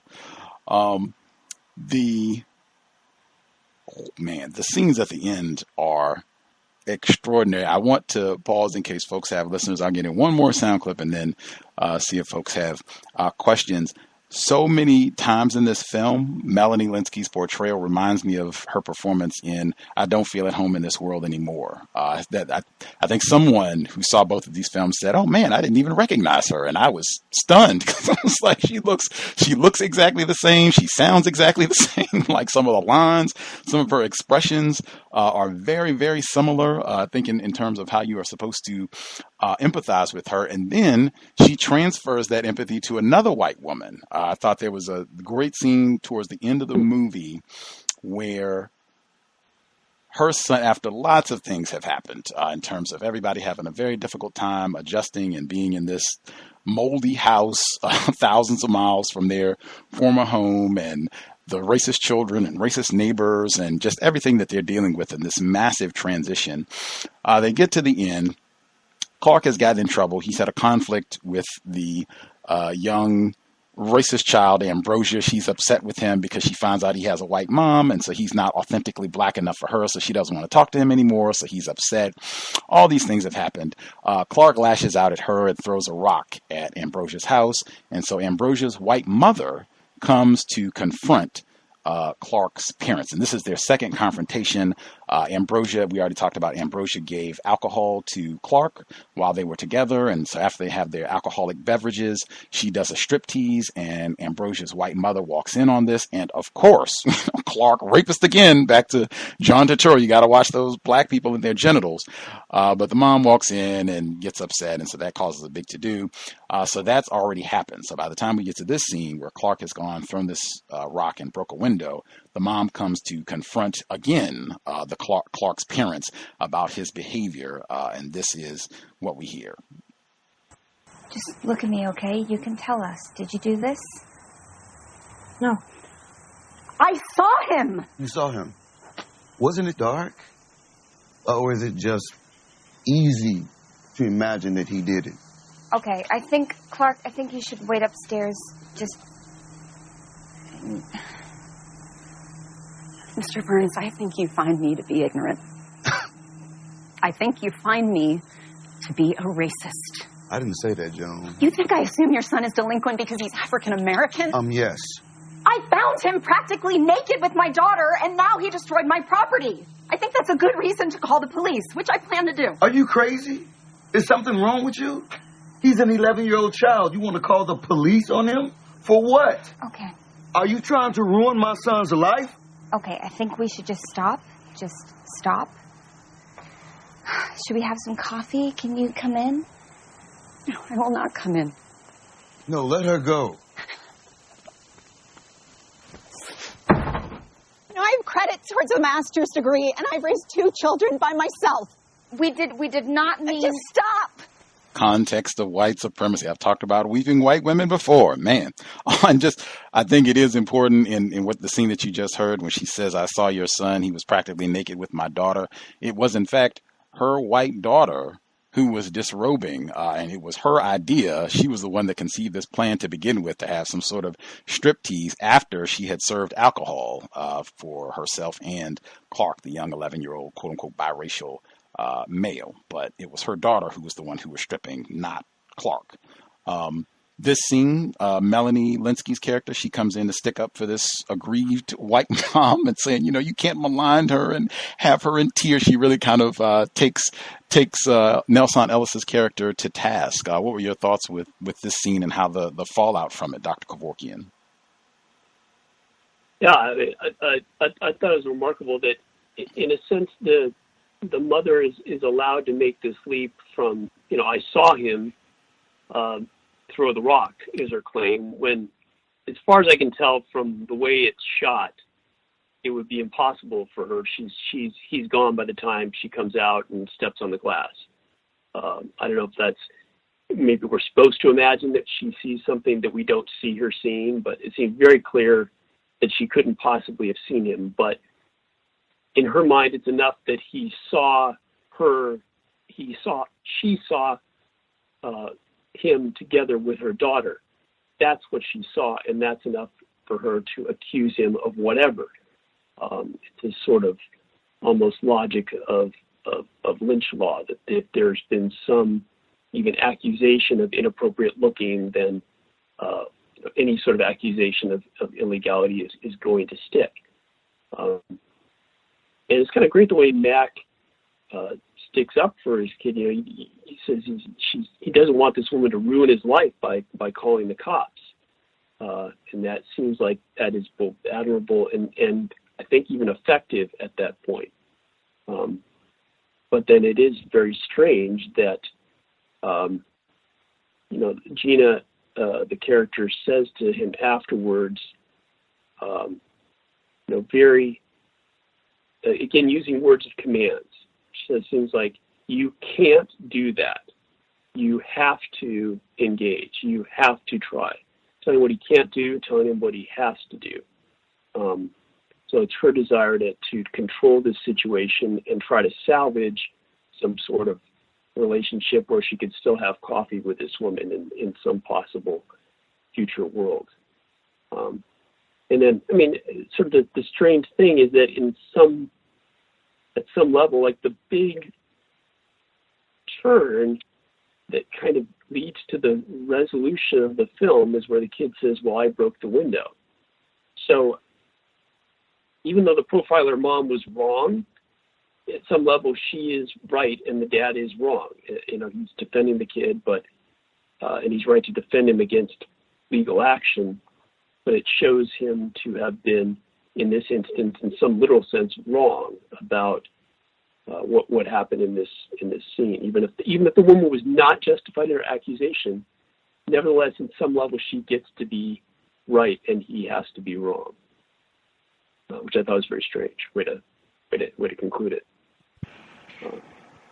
I've seen that pattern consistent. They have so many films on racism. Spinning Into Butter comes to mind, where a black student makes an allegation that students have been attacking him racially. He's been subjected to all this racial animosity over weeks, and it turns out that he was doing it himself, and some of the white people had been saying that that's what they thought it was, so it turns out that they were right all along.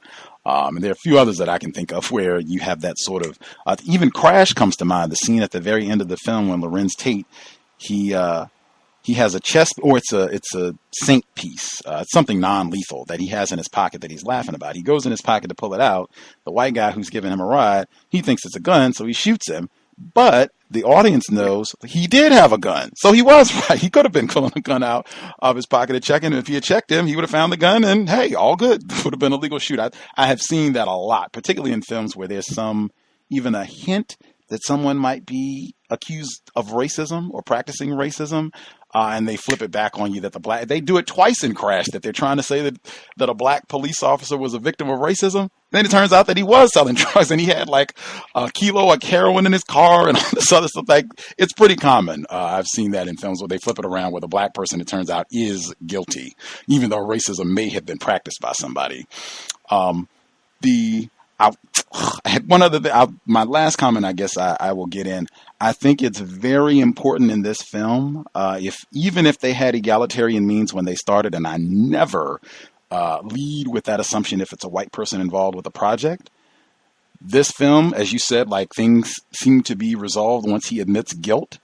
I find it typical tacky that in a racist film, things would conclude and seem right with the world where this quote unquote biracial child is laboring in the yard for this white woman who would have to be racist if her daughter is saying all these things. Where did she get this from at 11 years old, if not the white mom and whoever else is in the family? But now things are right with the world. White mom is chilling and doing her job.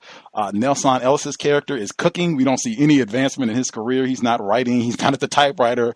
He's happily cooking in the kitchen, and Clark is working and doing yard work for this. And they don't even show any sort of reconciliation between Clark and Ambrosia, the children. They do show it with Julie kind of, and he doesn't even get in her house. Like, they reconcile and she leaves him on the porch. She closes the door in his face twice. But with Ambrosia, there's no reconciliation, and you are just the help. Literally, you are here to do field work for us and to work off, your violation of our property, breaking the window. Anything you want to get in on that? Yeah, I mean, there's a moment where they almost try to want to make it better, where the woman says, "Oh, the brother will help him bag." So the brother, the guy that was the waiter in the previous scenario, it's kind of like showing he's going to be a good guy, he's going to help him out. But if you think about that, that really reveals that, I mean, they've got a kid there who could be mowing the lawn for them. It's sort of this ostentatious display that they're requiring that this kid come and do it. And just a tiniest of gestures, like, well, the brother will help you bag after you've done all the work and get some credit for that. So just a little detail, but caught my ear. Indeed. Folks who dialed in, if you have a question, I know it takes a while to get through some of the films because there's so many details, and particularly with the Big Lebowski and little boxes, I could say quite a bit. If you have a question, something stood out with the films, feel free, 641-715-3640 and the code 564943#. Press *6 if you have a question. Thomas in New York, did you have a question for Dr. Kevorkian? Anything stand out you wanted to comment on? Gus, can you come right back to me about the punching?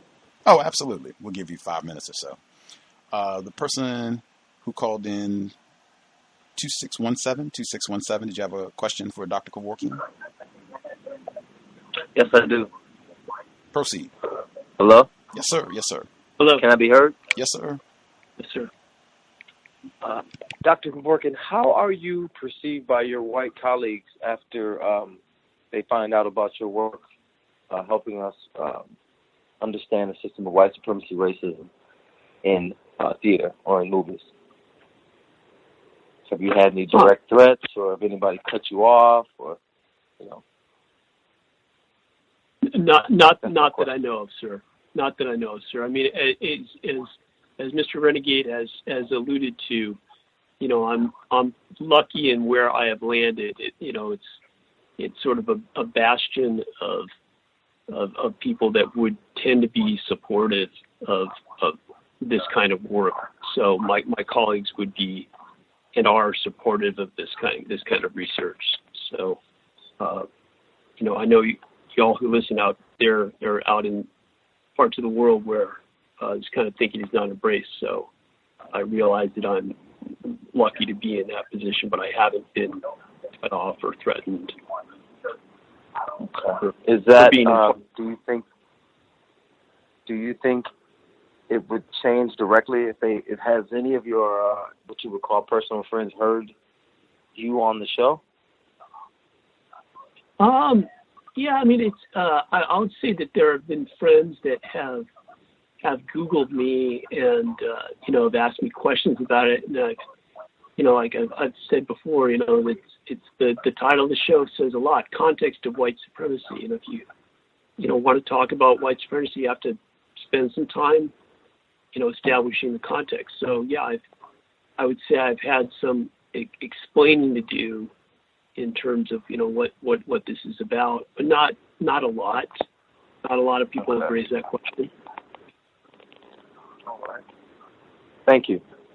Thank you for your question. Yes, sir. For sure. Thomas in New York, I'm going to give you a little bit more time because that was not quite 5 minutes, so hang tight and I'll come right back. Roz, did you have commentary? for Dr. Kevorkian. You should be with us. Yes, greetings to you, Gus. Greetings to you, Dr. Kevorkian. It's good to have you back on the program with us. I had one question and then one comment. The comment, I believe it was the third film, because I actually didn't see any of these movies, but I was listening quite closely. But in the third film, you had made a comment where you were discussing, you said that there was one of the white men in the film said that he did not want to turn into a machine. And that stood out to me because it took me back to color monitors. When you look up the etymology of the word robot, robot means to be a slave. So not being a machine is a coded pseudonym for not being black, because now black today, to be black, the connotation with slavery is immediate and automatic. So to me, it was just like a coded way of them saying that they didn't want to be black or be a slave, in referencing not wanting to be a machine. That was just an observation from what you had said. And then the other thing I wanted to ask you about was the homoeroticism in the Big Lebowski. I just wanted to ask you, do you think that homoeroticism and homosexuality plays such a prominent role in white culture because it is used as a tool of dominance? And the context in which I'm looking at it is when you look at dogs can use homosexual or homoeroticism as a means of dominance over other dogs. Chimps do the same thing. They focus on the genitals in a form of actually tearing the genitals off of another male rival chimp. After killing them, they'll tear their genitals off and throw them. And then the only other animal besides those two that focus on the genitals are also male lions, who are sometimes known to use their claws to tear the genitals of another male who they catch sleeping with one of their females. And in human culture, the only human that practices this sort of terroristic focus on the genitals are white males. So I wanted to know if you think, because that's one of my theories in addition to Dr. Welsing, is that because it's a tool of dominance, that is why it's so all-pervasive and highly embraced in white culture. And I wanted to know if you kind of felt the same way. Thanks again, and I'll mute my line. Thank you very much, Roz. I want to thank you for both the comment and the question. Obviously, I think you're right on the mark with your comment about the fear of turning into a machine as being linked to the fear of being identified as a robot, which is code for being a slave. Again, just to clarify, that was playing on the soundtrack. The song was about the man that was a man in me, so it wasn't a character in the film, but it was superimposed over a non-white character who was doing a repetitive task and kind of acting robotic. So I think it works perfectly. I would also just thank you for your question, because your question really helps clarify for me what the presence of that homoeroticism was doing in the Big Lebowski and as a factor in culture.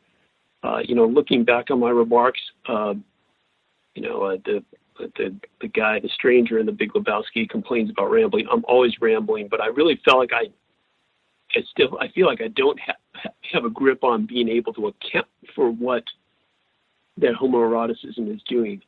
But the idea that it is used as a role of dominance, is consistent with, another thing that I didn't perceive. Mr. Gus T Renegade was pointing out the song, missionaries, we're on top. That's another way of thinking of sex and superiority at the same time. And thinking about the clip that Gus T Renegade, can't even say the words anymore. The clip, the super clip that Mr. Gus T Renegade put together, when you think about the specific kinds of homosexual activity that are described there, it is all about kind of dominance, putting someone in a lower position. The thing that John Goodman is saying over and over again as he is beating the car, beating the Corvette. Do you see what happens basically when you violate someone? And he in himself, in that moment, is trying to claim that power of, symbolically leading the car, as he's talking about when you try to violate someone in a way that is about subjugation. So it's different than other kinds of homoeroticism. It's almost not erotic. Erotic is maybe almost the wrong word. More about power than it is about pleasure. So all I can say is, I know I did not think that, but I think it now, Roz. I think that question helps me understand a question that I had when Gus brought up it. That it's undeniable that this theme is pervasive in this film, but that makes a lot of sense as to what it is about. So, thank you. Appreciate that, Roz. Let's see. Oh, I can go back now. It has been 5. Thomas in New York, did you have a question now? Can I be heard? Yes, sir. Yes, actually, I have 3 questions. Hopefully, they're appropriate. My first question, and I'm only asking this because I don't get to speak to white people very often about racism, and you seem to be pretty forthcoming. So my question to you, and I just want to know what you think on this. If in the event of a great calamity like we see these hurricanes, and per se a white woman has a black family, husband and child, do you think there will be, if there was an evacuation and there was a line for white people only and a line for other people, do you think there'll be any white women that will leave with the white only line and leave their family behind? Huh. Wow. Well, I mean, it's sorry, say if there was like a relief line, there would be a white only line. Do you think that that would be enough to sort of sever the loyalty of? No, an evacuation line. Whites are going one place. You got to get on this line. Non-whites might be going somewhere else. Huh. Yeah.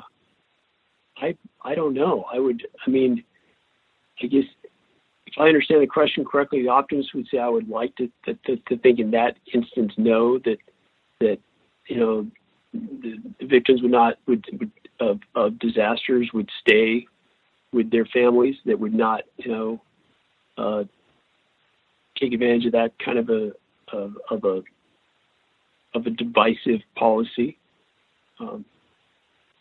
But I don't know. I mean, people will sadly do most anything. Yeah. Okay. I was hoping to get a yes or no, but that was very good question. Earlier in the show, you mentioned you used the phrase yourself, both white nationalism, and then in another clip you mentioned black nationalism. Now I ask this because the conversation with you and Gus had to pertain to Eva Mendes. First, is in your opinion, just looking at her, is she a white woman to you? My first thought is no, but it's an imperfect experiment. I know you're looking for a yes or no. To me, looking at her, the answer is no, but it's probably, I have to also say the answer is probably no, primarily because I know what her name is, right? So I'm seeing with what I know about her name, like maybe if someone did some sort of test, I might respond differently if I had faces without ability to look and say, oh, I can identify that's that kind of a name. It's hard for me to separate out the way I process that. So. Okay, and he also mentioned Carnelo. Off of first sight, would Carnelo be white, or would you have to also associate a name with him as well? Just off of first sight, you don't know what the boxer. I think Carmelo. No, I'm sorry, I'm not familiar. Mr. Renegade mentioned this. What is it? You said it was is Triple G coming up or something like that. But oh, okay, you're not familiar with that. But I mean, Carmelo itself is an interesting name. It's kind of a ambiguous color, right? But I'm not familiar with the boxer. I'm sorry. I just got disappointing answers here, but yeah. Oh, okay. So my question in that really was, do you think that American nationalism, American patriotism, which is usually promoted through Hollywood, and promoted to the masses, do you think that really exists in the system of racism and white supremacy? Yeah, I mean, there's Dana Nelson wrote a book called National Manhood, and came out a while ago. It actually came out in 1998, times the Big Lebowski. National Manhood, Capitalist Citizenship, and the Imagined Fraternity of White Men. And she traces in this book, going back really to the American Revolution, this kind of imagined brotherhood of white men that defined the nation for them. And I think, the implication of this study is that, we've inherited institutions and traditions that come out of those, the acts of the founding fathers. I asked that question because, I hate to go back on boxing. Earlier they said you didn't watch. But when I watched the fight between McCullough and Floyd Mayweather, all of the white Americans had Irish flags. So I wanted to know, because that's definitely not nationalism. So I was just curious as to if you thought, because I don't see those things existing in the system of racism, white supremacy. No patriotism to your country, patriotism to your race. But I think that kind of proved it. But my very last question for you, and this is totally unrelated because all of the movies you guys went over, I never saw. But the show is a television show called Power. I'm not sure if you're familiar with it, if you've seen it. Oh, I'm sorry. How's that spelled? What's the show? It's called Power. Power? Yes. If you're not familiar with it, it's okay. Oh, I'm sorry. I don't know. I don't know that. But what's the nature? What do you see the nature of Power in that show as being? Well, it's a show produced or funded by the rapper 50 Cent, and it's a black drug dealer who has a white best friend who's all his partner in crime in drug dealing, and the black guy's trying to go legit, and the white guy is kind of stuck into the game and trying to drag the black guy back in. So it's a lot of racial things I see in that show. So I just wanted to have some, want to know your thoughts on it, but you haven't seen it. So I'll mute my line. Thank you. Oh, yeah. Well, thank you very much, Thomas in New York. Again, I try to give the wishy-washy academic answers. I do try to be forthright. I do try to answer the best I can about these. I wondered, you just mentioned 50 Cent. I wondered if, sort of sideways, that Little Boxes was taking a jab at that kind of name with the rapper that the young man that ends up with the poster in his room is a rapper who calls herself 2-Bit. So again, sort of like this rapper taking a name based on monetary nickname. So I wondered if it's sort of I don't know if it's exactly, but there's certain kind of disapproval that's voiced in this film. What else was I going to say? Oh, you talked about the different kinds of nationalisms, and there being even like the idea of an Irish nationalism. I think you mentioned McCullers was the name, and there's sort of pride, Irish pride, and that is its own sort of thing. I wonder if the Big Lebowski kind of separates that out too, because you've got the dude, and Donnie and Walter, who are all read as white, and they are one team, one bowling team, and they're the bowling team that's identified with these are the rules. And we've already mentioned that the nemesis is the John Turturro character, the Jesus character, the Hispanic character, but his partner is O'Brien. So it's a kind of if you look historically, there's a very curious book. It's called How the Irish Became White. And it's the idea that, back in the 19th century when the first waves of Irish immigrants came around, they were not considered to be white. They were considered to be non-white. And did a lot of things to sort of gain and earn white status, including participating in a racist culture that subjugates black people. But I think it's also interesting to see even the vestiges of that you've got this white bowling team, and then still the antagonists are the Hispanic guy and the Irish guy, maybe, who's has a kind of ethnicity that might be outside of that standard white national manhood, that might have an allegiance to something other than the American nation that, you know, Walter is always repeating that his buddies but died face down in the mud defending it. Walter complains about the Kraut who made the bowling schedule later on in The Big Lebowski as well, continuing that. Noel Ignatieff has been a guest on this program, author of How the Irish Became White. The caller 4243. Did you have a question for Dr. Kevorkian? 4243. Hello. Thank you for taking my call. This is Red from Ohio. Just two questions, and they're both about little boxes. The first thing, I actually thought that the character Tom Gibson, I thought that he was more accomplished than Mac Burns, just simply because, you know, he said he was a publisher, even though it was like basically like a pornography publisher. But like in that brief scene where he asks Mac, well, do you need help with something, or something along those lines, when Mac is just walking down the street, it seemed like he had a very, you know, big house. So I assumed that, you know, his books weren't, you know, all that, you know, terrible.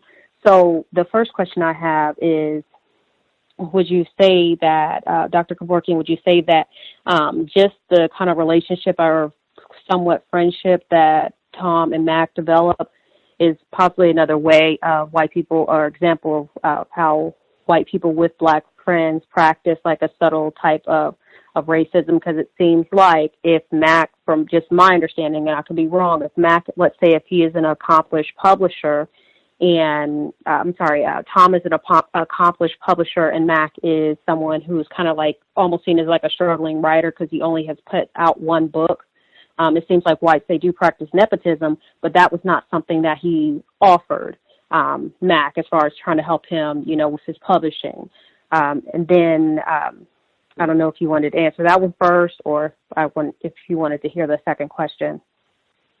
No, I'll take a stab at that. I mean, that's a fascinating theory. I mean, I guess my guess had been that I think it's fair. I'll use the word again. It's correct to say that Tom is certainly accomplished in the world. I mean, he seems to be wealthy and successful. I wasn't sure if that came from having a publishing empire, or if that.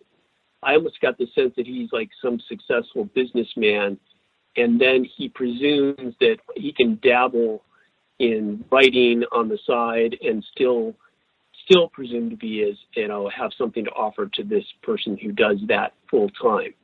Like one of the things that the Mac character is always running up against is people don't ever seem to believe that he's really working, but you know he doesn't have that 9-to-5 job, but he's always working on his book, working on his writing.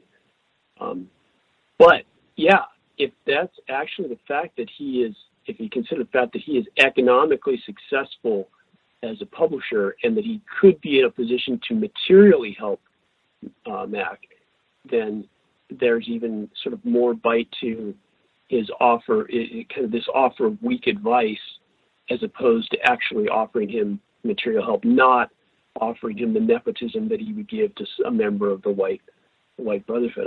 I would not have considered to see it that way, but I mean, I think that's a way that you could read a failure to offer real help there. All right. Thank you. And then the last thing, I know that towards the end of the movie, like y'all were speaking about, when they kind of briefly was hinting at classism, but it seems like Ambrosia, which is, I guess, the daughter of the lower class, quote unquote, white woman who, in the sound clip, she said, "Oh, well, I've raised 2 kids on my own and I have credits towards a master's degree." It seems like Ambrosia being the kind of like the poorer one, and Julia being the one in kind of like this sprawling mansion. It seems like Ambrosia is the one who actually is more in charge. So doesn't that kind of like go against the whole hegemonic theory that, you know, the wealthier whites are the ones who are more so in charge, and the poorer ones just kind of go along with it just so they can maintain their whiteness? Yeah, I think that would complicate that. It's I hadn't even stopped to think of that detail. I mean, somehow I was thinking of that as being Ambrosia's house, precisely because she is so in charge. I mean, now that you think of it, no, it's Julia's house. It's not the house that he goes and throws rocks at. I mean, I think of Ambrosia going in there and mixing drinks for people. Yeah, she's taken charge there. So I'm trying to think is there a way, though, that this is still accounted for by a version of a hegemonic theory? I don't know. I feel like, she is in a position of power, but I mean, there is a way in which wealthy white people can deploy resentful, poor white people to still accomplish their hegemonic goals, and maybe one of those roles could be involve the appearance of being in power. All right, I'm sorry. I'm sorry. I just didn't want to take up too much more time. I actually only have one other thing. I just wanted to get your thoughts on one scene, also in the same movie. It was a scene between Clark and Mac. It was right after Ambrosia found out that Clark's mom was white, and she was really mad about that. And then they had the discussion about Mac telling Clark not to generalize people, not to put people in groups, and then Clark's retort was, that's not the way it actually is. And I just wanted to kind of get your thoughts on that. And that's the last question/comment I have. Thank you. Oh, we got that sound clipped. If people want to hear exactly the way that scene went down, we got that quick 40 seconds. I don't like white people. There are good white people. Maybe in New York. Your mother. Not here. That's a generalization. People generalize about me. It doesn't matter, Clarky. You can't treat people like they're groups. You have to treat people like they're individuals. We've talked about this. I know we talked about this over and over. And we're going to talk about it over and over and over again. That's not the way it actually works.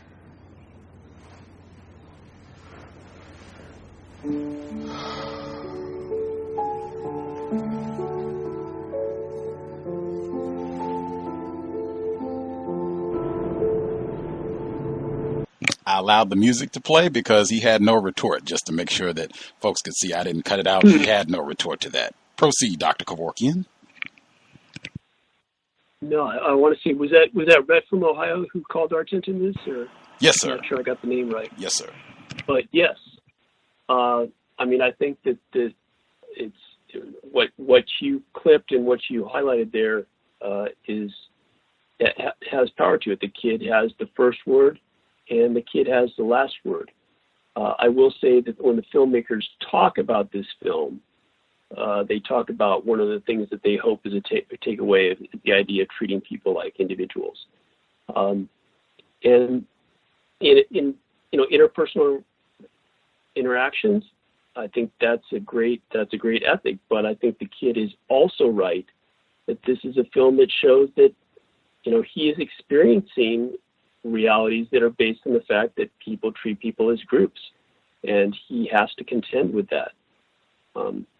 So, yes, there's an ethic of treating the people you meet as individuals, but there's also analysis to be done on the level of what is happening, what has been historically happening, and what continues to happen of people being treated as groups. And it's to the film's credit to let that last statement by the kid stand, even if it thinks it's saying the other thing ultimately.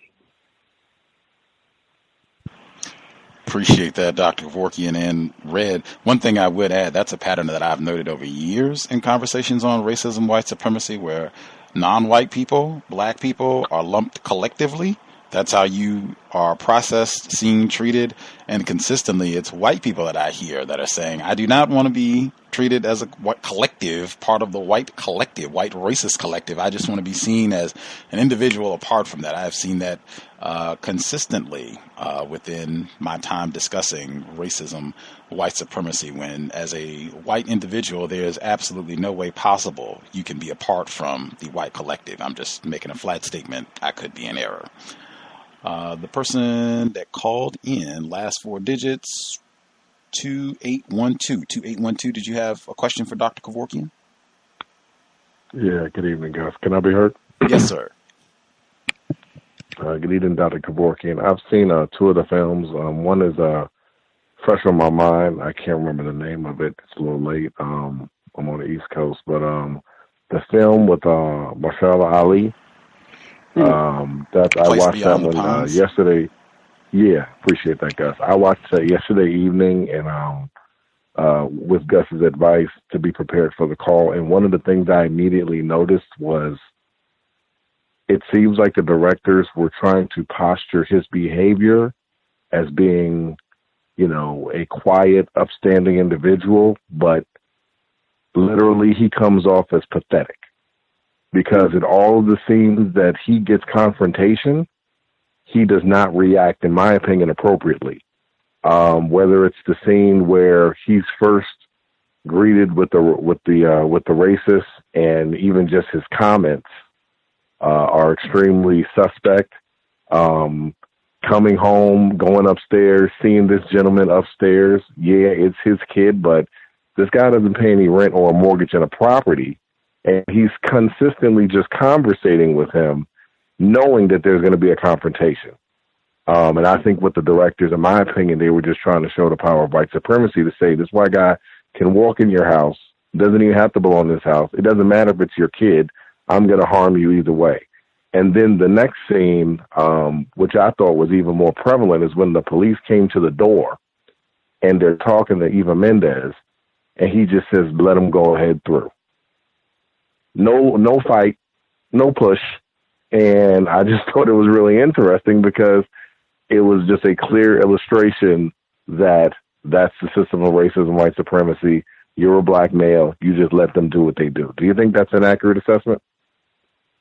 I think that is an accurate assessment, sir. Yeah, and I'd overlooked that scene with the cops coming to the door, but you're right. I think that the film does play it both ways.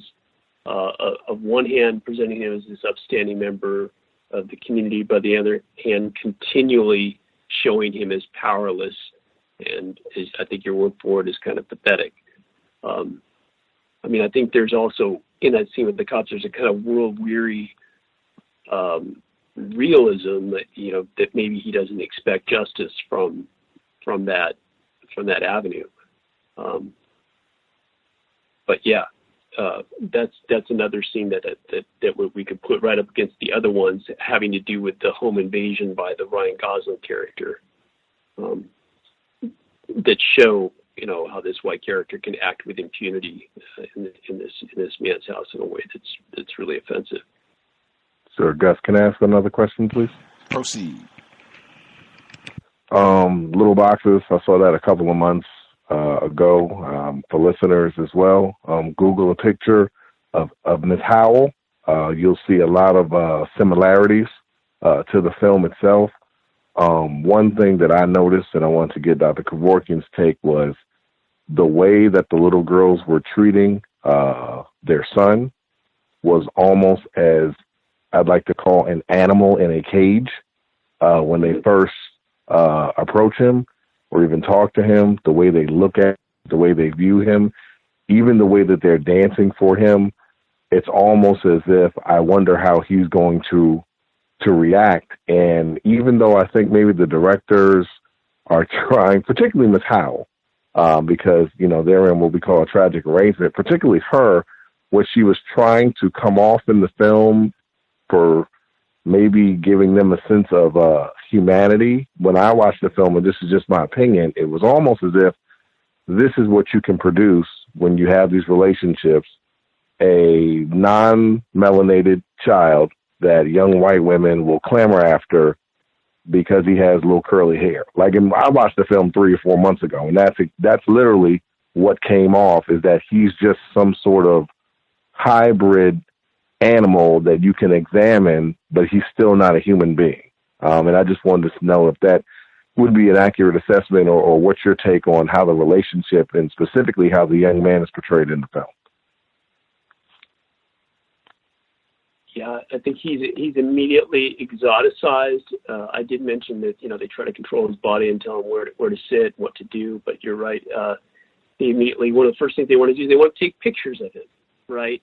I mean, I guess that's take pictures of a lot of people and a lot of things, but there's a way in which they've encountered this exotic creature and they want to capture that on film and themselves as being participants in there. As I said before, there are images of lions everywhere, and you sort of they get him to ultimately kind of perform. They get him to roar like an animal, roar like a lion. Something that gets him in trouble on one level, but is on the other hand exactly what is expected of him. Sure. And then my last question. Oh, I'm sorry. Last one quick one, Gus. Dr. Kevorkian, have you seen a film called Extortion? It's got the character from what's that tacky Tom Cruise movie with the Somalian pirates? Have you seen that film? No. Extortion. Yeah. Check that one out. It's even worse than those two. I'll be at my line, guys. Thanks a lot. All right. Extortion and Power are now on my list from these. And I want to thank the last caller for hanging in there on the East Coast. And I've got to find a way to be less long-winded when I give my answers. So sorry to keep you up so late, sir. Mr. Nero dialed in, long-time listener. I think he's got a few questions in for Dr. Kevorkian over the years. Mr. Nero, did you have a question? Greetings. Can I be heard? Yes, sir. Yes, sir. Okay, great. Greetings. I'm calling, I think, from the internet, so I may have some issues, but I didn't hear the majority of the show, nor have I watched the movies that you mentioned, but I had an idea or a thought, I should say, that kind of shook me, and I reached for your book and just kind of started going through it. So let me just ask you a question. It doesn't have anything to do with the movies, but has more to do with your book and your work. By putting a blackface on technology, do you think it's possible that as technology continues to increase, that black people will be targeted more and more for hostility and combative from black people as well as non-black people and whites as well, as they begin to lose more and more jobs due to the technological increases? Yeah, I think that is a real concern. If in America the black man is the original robot, what if you get to the point where you have purely technological robots to do that same work? That's something that might be seen as disproportionately affecting people who have done that kind of work. So I will say there are studies, implementations of robotics that are showing that sometimes it doesn't result in the loss of employment that had previously been foretold as something that was going to be, a world without work and a world without jobs. I think it's something that we may have talked about this a little bit in the movie I, Robot, where Will Smith is walking down the street and he's given hard looks to all the robots that he sees. And but he's giving hard looks to robots that he sees doing kind of menial tasks, like a robot that's walking, a dog walker, or a robot that's collecting trash. And they sort of resenting the fact that the robots have taken these jobs. And I wondered if there was a dimension to that, in this movie, those robots are seen as taking labor that's performed by non-whites disproportionately. In terms of what's really happening in robotics, I'm not sure that that's going to be the way it's going to play out. But that is there's a logic to that in American racism, and I think it really is something that Gus said when he introduced me last show of seeing the black body as the original technology. What if that then can be replaced? That is something that is worth a thought. I'll just say, Mr. Nero, you didn't see these films, but you wouldn't have seen anything that would surprise you. I think last time you asked, about how rare it is that you see examples of a black man together with a black woman, and if I'm not mistaken, you didn't see it in any of these films either. So, well, I have not seen. Well, I have seen The Big Lebowski a long time ago. I have to go back and rewatch it. Because it was so long ago when I saw that film. One of the callers mentioned the television show Power, and I think one of the things, as soon as he mentioned Power, that came to mind is that there's a lot of texting in the television show, especially with the main character. At least that's what it seems to me to be, a lot of texting. Him either texting his wife or his wife partner or his love interest. I mean, there's just a lot of texting I noticed between the main character and different people on the show. And the reason why I bring this up, not so much because of the robots, but because of just to take a segment of technology that people probably don't really associate with losing their jobs, but computer networking has killed a lot of jobs. Because that allowed companies to centralize their sales and get rid of sales departments all throughout the country. I mean, if I just take just one company in particular, that one company would be CompUSA. CompUSA used to have stores all over the country, and how they got rid of a lot of those jobs was they just centralized their sales division in Dallas. And because of networking, they were able to do it. Through computer networking, they were able to bring everybody in one spot, and then allow people to go to the website to order their products, and then just keep maybe just one particular person at those retail locations, and they got rid of everyone else. So I'm not just looking at it from the standpoint of robots, but just overall technology, overall really replacing a lot of jobs. And I really don't think people are really, cognizant of that at all. Just that one segment alone, networking alone, has killed a lot of jobs, but no one sees it that way. At least I don't speak to people that see it that way. No, I think you're right. I mean, I think that we've already seen huge impact from that. Yeah, that has happened and it's continuing to happen. So I think you're probably right that what I'm talking about with robots per se is not the whole picture by any means, and that the destructive effects on jobs has already happened. I mean, the sick thing that happens with the statistics is that, they keep saying that, productivity of the American worker is going up. But that's, productivity is augmented by technology means, that one person can be more productive, but that means then you don't have to hire as many people. So it looks like productivity is going up, but that doesn't mean that people earning a living are seeing the benefits of that, increased productivity. Quite the contrary. But I'm not an economist. I really am not. But that's a serious thing to consider, sir. Exactly. Okay, I'll mute my line. Appreciate that, Mr. Nero. I think we nabbed all the folks who had a hand up. I had two final quick questions I wanted to get in. These are both from little boxes that I wanted to ask before we let you enjoy the rest of your Monday evening. Nelson Ellis, I said he passed away this summer at the age of 39.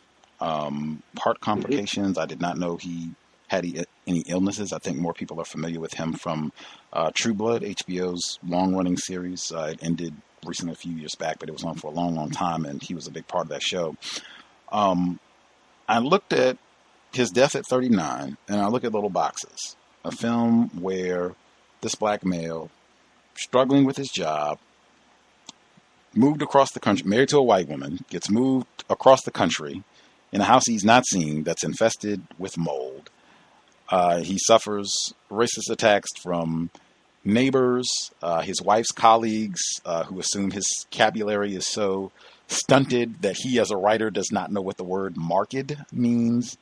Just constant abuse in all these different shapes and forms. His child being abused and what have you. All of these stresses that he faces. And then I looked, real life character dies at 39. And I said that all of the experiences that he encounters in little boxes, those real life experiences explain why black people like Nelson Ellis die at 39. Your thoughts? I'll say that, I did, upon rewatching, I knew that he had passed. And it did make me see that there are just scenes where he just looks tired. I thought, it's a great performance, but you look at him, you think, is this a guy that is really beaten down? And is he really weary to his bones in that way that is coming through in that performance? I think that, the filmmakers say that they wanted to have a kind of a response to Black Lives Matter, and sort of in solidarity with that. They said, in telling a story that wouldn't be the typical story of tragedy, of someone shot in gang violence and that kind of, or someone shot, gang violence meaning with the police. But rather than planning for that kind of tragedy, have it play out on the level of the family. It's interesting the way that you've just given that context. It is still a tragedy that you can see before your eyes. It's a very real tragedy.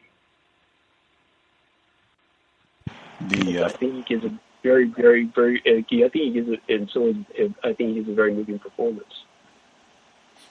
I would concur, and I would contrast that, particularly just your thoughts on Melanie Lynskie's character, her role as a mother. I think there are a lot of scenes. We just played one where Mark Burns is kind of counseling, consoling his son or talking to his son. They have an earlier scene where the white mom, she gets upset about the 2-bit poster in his room because she's got on some skimpy clothing or what have you. And she goes outside and she tells him about it and she says, handle it. And she storms away and leaves him to go and talk to his son and deal with this disciplinary problem. Most of the time, she's not the one that goes to meet Ambrosia when they're first getting acclimated in the neighborhood. Mark Burns takes the son over to meet her and meet the parents and stay with them. He's doing more of the parenting stuff. What's our evaluation of her as a mother? Yeah, she's got limitations. I mean, she wants to delegate the labor. I mean, as you said, she issues a command and she says, "Just fix it" in that scene. With the 2-bit poster. But it's nice the way it plays out in the sense that he doesn't. She scripted a certain thing for him to say, but he doesn't stick to her script. He's going to do some sort of loving parenting of this child and sort of be there for him, and not give him some big lecture at that particular moment. But I'll also say everything that sets her off about this poster, she fixates on one dimension of it and one dimension of it only. She very specifically says, "This isn't how I want you to see women," and she also then says, "This is sexist." But she never once expresses concern that this is a negative image, say, of a non-white woman, a negative image of a black woman, that there's not, in those moments, even when she's being sort of triggered by those posters, she's not concerned with that aspect of the identity. So it's another. I mean, Emily, she ends up, that's her deal academically. She's teaching a course on, the female gaze, and she's trying to do feminist work with her photography. And I mean, that's a work that can be done, but she has been a way of in her parenting, sort of her directives to her son seem to be limited to that sphere, and she's going to leave kind of the racial education to the man in this case. Yeah, I thought of her character as being pretty, talking about self-serving. I think you mentioned that with Ray Liotta's character in The Place Beyond the Pines. I thought of that a lot with her character as well. And something a point I've brought up frequently with tragic arrangements, what they call interracial relationships, patterns that I've seen with the white parent, and do they teach their offspring, non-white offspring, about racism, white supremacy? That's something that we've talked about consistently on this program. But also just like when she goes to get Walter. Walter is like Clark's cousin. She goes to get him. I think he lives actually in Seattle, in Washington. It's like a 3-hour drive from this fictitious Rome. So she goes to get him to bring him in for for Mark Burns' birthday, and then he can also hang out with Clark because they're around the same age. She goes to do this, but at the time that she goes to do it, folks, there's lots of discord in the house. The move has not gone well. Clark is frustrated with her.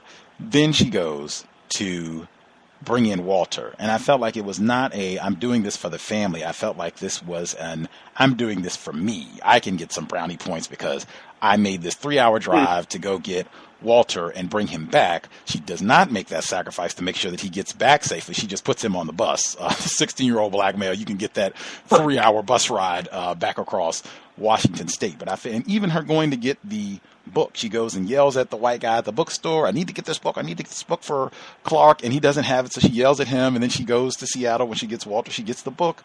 But again, it just feels very self-serving. It does not seem like she does not invest genuine empathy, energy, in my opinion, in her even I think she gets called out on that too, even like with the mold, something as serious as that.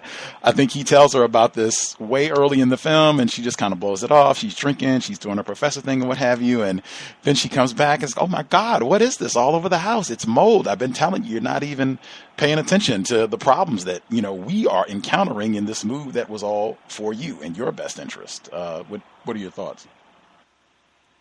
Yeah, I specifically keyed in on that moment with the mold. I think she says something like, what did you do? And to me, that's like a thing you say to your child. Like, look what you did.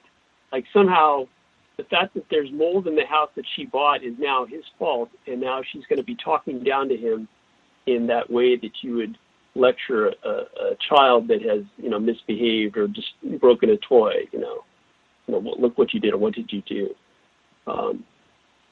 Yeah, she's very quick to be accusatory and defensive. I think that. Yeah, go ahead. Oh, my fault. Go ahead. No, I think that there are parts of this where I think the scriptwriter wants to portray her as flawed and fully human, but I think there's a consistent pattern here that is as you say, revealing of her consistent selfishness. Even absconding at the end, the recklessness all the way, reminding me somewhat again of I don't feel at home in this world anymore. The kind of impulsive acts at the end, and the black kind of have to calm her down. And at that point, Clark confesses, yes, I broke the window, and everything is resolved from there. Everything rebounds, and the film basically wraps up. I think I got most of the main points that I wanted to get to in the film. It's always difficult because with some of these you could, just talk for days. But folks have seen the films. I think some of the points that we have been going over for the past few hours, I think will stand out. If you've not seen any of these films, if you make time to check them out, you should have lots to mull over. If you go through any of these projects, I think the films that I would probably say check out at the top of the list, Big Lebowski, because I suspect that's one that a lot of people have seen and maybe not thought about some of the things that were discussed today, and Little Boxes, just because that I thought it was. I enjoy films that have a lot of racist humor, and I felt that film had a lot of racist humor. Some of it intended, some of it maybe not, but I enjoyed, and it's something you can analyze. And one of Nelson Ellis's final performances as an actor. Any Any final comments you wanted to make sure that you get in before we wrap things up, Dr. Kevorkian? You've been generous with your time again.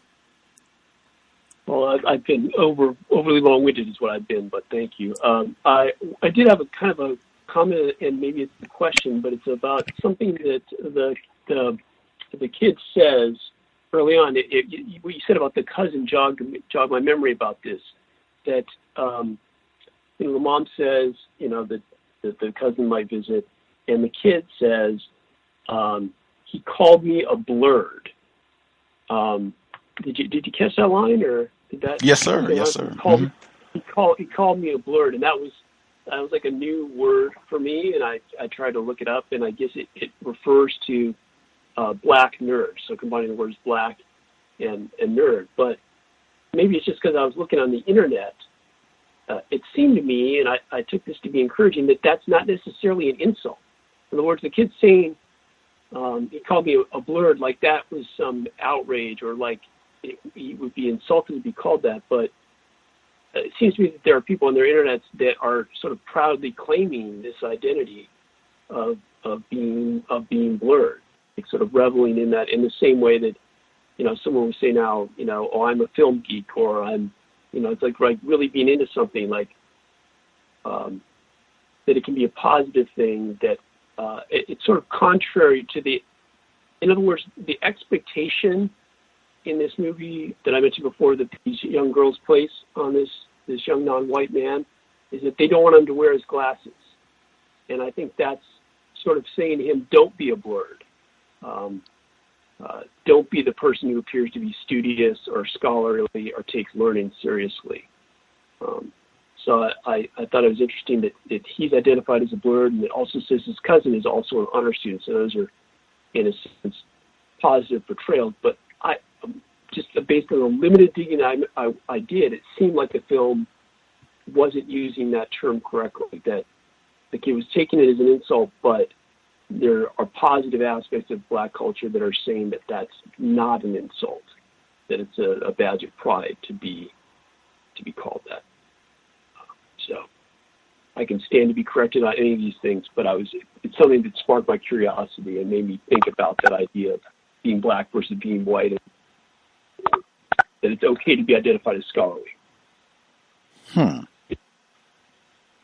I have limited experience hearing the term blurred. I'd heard it before this film, but I also have heard it used positively, like not as an insult, but as something uplifting. Like, we're proud to be thought of as blurs. I've seen, people blogging using that title, or, they just casually reference themselves or others in that way. I have seen that, and I did not get that impression from the film. You're right. I got it as something negative, as though being called that was a bad thing, being a black person or being a non-white person and being, as you said, scholarly, studious. Even in the film, they don't like his choice of music. Like, they kind of frown when he gives titles that I guess would not commonly be associated with like pop culture, 50 Cent type tunes. And then he's into reading whatever it's something similar to like a Harry Potter type, really popular children's book. And he's into this series. He's reading it, and they're going to go to the bookstore. They're doing a book signing, and the book has just been released. He's going to get a new book, and Ambrosia kind of leading the way and saying, this is, whack. We don't want to be reading. We want to go to the diner so I can tell some racist jokes, and that's what they do. But that would be another example. You don't want to read. Reading is for losers. Let's, go listen to our 2-bit. But yeah, that seemed to be a running theme in the film as well, in a variety of different ways. The glasses, the book, the music. Lots of different ways. With that, folks, if you have any thoughts, if you get to see any of these projects down the road, right, you listen to the archive and then you go check them out. If you want to drop an email, feel free, untiljustice@gmail.com. If you have any thoughts or anything sticks out, you can let us know. Much obliged for spending some time with us once again, Dr. Kevorkian. Always grand to hear from you. Any of the books left over? Last time you were with us, you had surplus books. I know people took advantage and emailed in to get a copy. Is that still a possibility, or did we miss out on all the copies? No, that is still a possibility, and I responded to a good first wave. I really appreciate the people who took an interest and asked for those. I have to apologize. There are some people out there that I know I owe some books to, so haven't forgotten you, and I'll dig up some more copies. So let me know if that's something that you're interested in. Please do. Thank you. M. Kevorkian at utexas.edu. M. Kevorkian at utexas.edu. Is that correct? That's where you can reach me, and hopefully I'll be paying attention, and I'll catch up with my emails of the people I already owe these to. So spectacular, and you can feel free to drop me an email as well. I know some people did write me many people did actually. I had to redirect them to your email, but you can drop me an email if you get confused, or if you want to see if you can still get a copy of Color Monitors, the Blackface of Technology in America, and I will forward along. If you missed out the first time around or are interested, this is your first time hearing about the offer to get a free copy of Dr. Kevorkian's published work. With that, we will be here again on Thursday for Workplace Racism and Friday for France Fund. We haven't done our book study session in weeks. We've had back-to-back weeks of wisdom teeth being removed, but there are no more wisdom teeth to remove, and I'm doing better, so we should be back for the book club this coming Friday. Thanks for all the folks who tuned in, folks who stayed up late on the East Coast. Right on. Hope it was worthy of your time and energy. And Dr. Frances Cress Welsing again, got to read some of her work, but I am sure she would want me to say it again. Reading is more important than watching television. Absolutely. Get a copy of the ISIS Papers and check that out, and then go watch The Big Lebowski. Or get Vincent Woodard's The Delectable Negro, Human Consumption and Homoeroticism in U.S. Slave Culture, and then go check out The Big Lebowski. I'm sure you will be thinking or have some different thoughts pop into mind. With that, thanks for everyone tuning in. Thank you for Dr. Kevorkian spending time with us. Context of White Supremacy, we will conclude. Creator, we ask that you help us remain patient with other black people, victims of white supremacy. We ask that you help us remain patient with ourselves. Remind us to demonstrate the highest levels of black self-respect at all times, in all places, each and every time we are in contact with another black person. It has been time. Replace white supremacy with justice immediately. Cal signing out. Thanks all for tuning in. Nigga, you so brainwashed. I'm a victim, brother. No problem. You're a victim. I'm a victim of 400 years of conditioning. Shut up. The man has programmed my conditioning. Mm-hmm. Even my conditioning has been conditioned.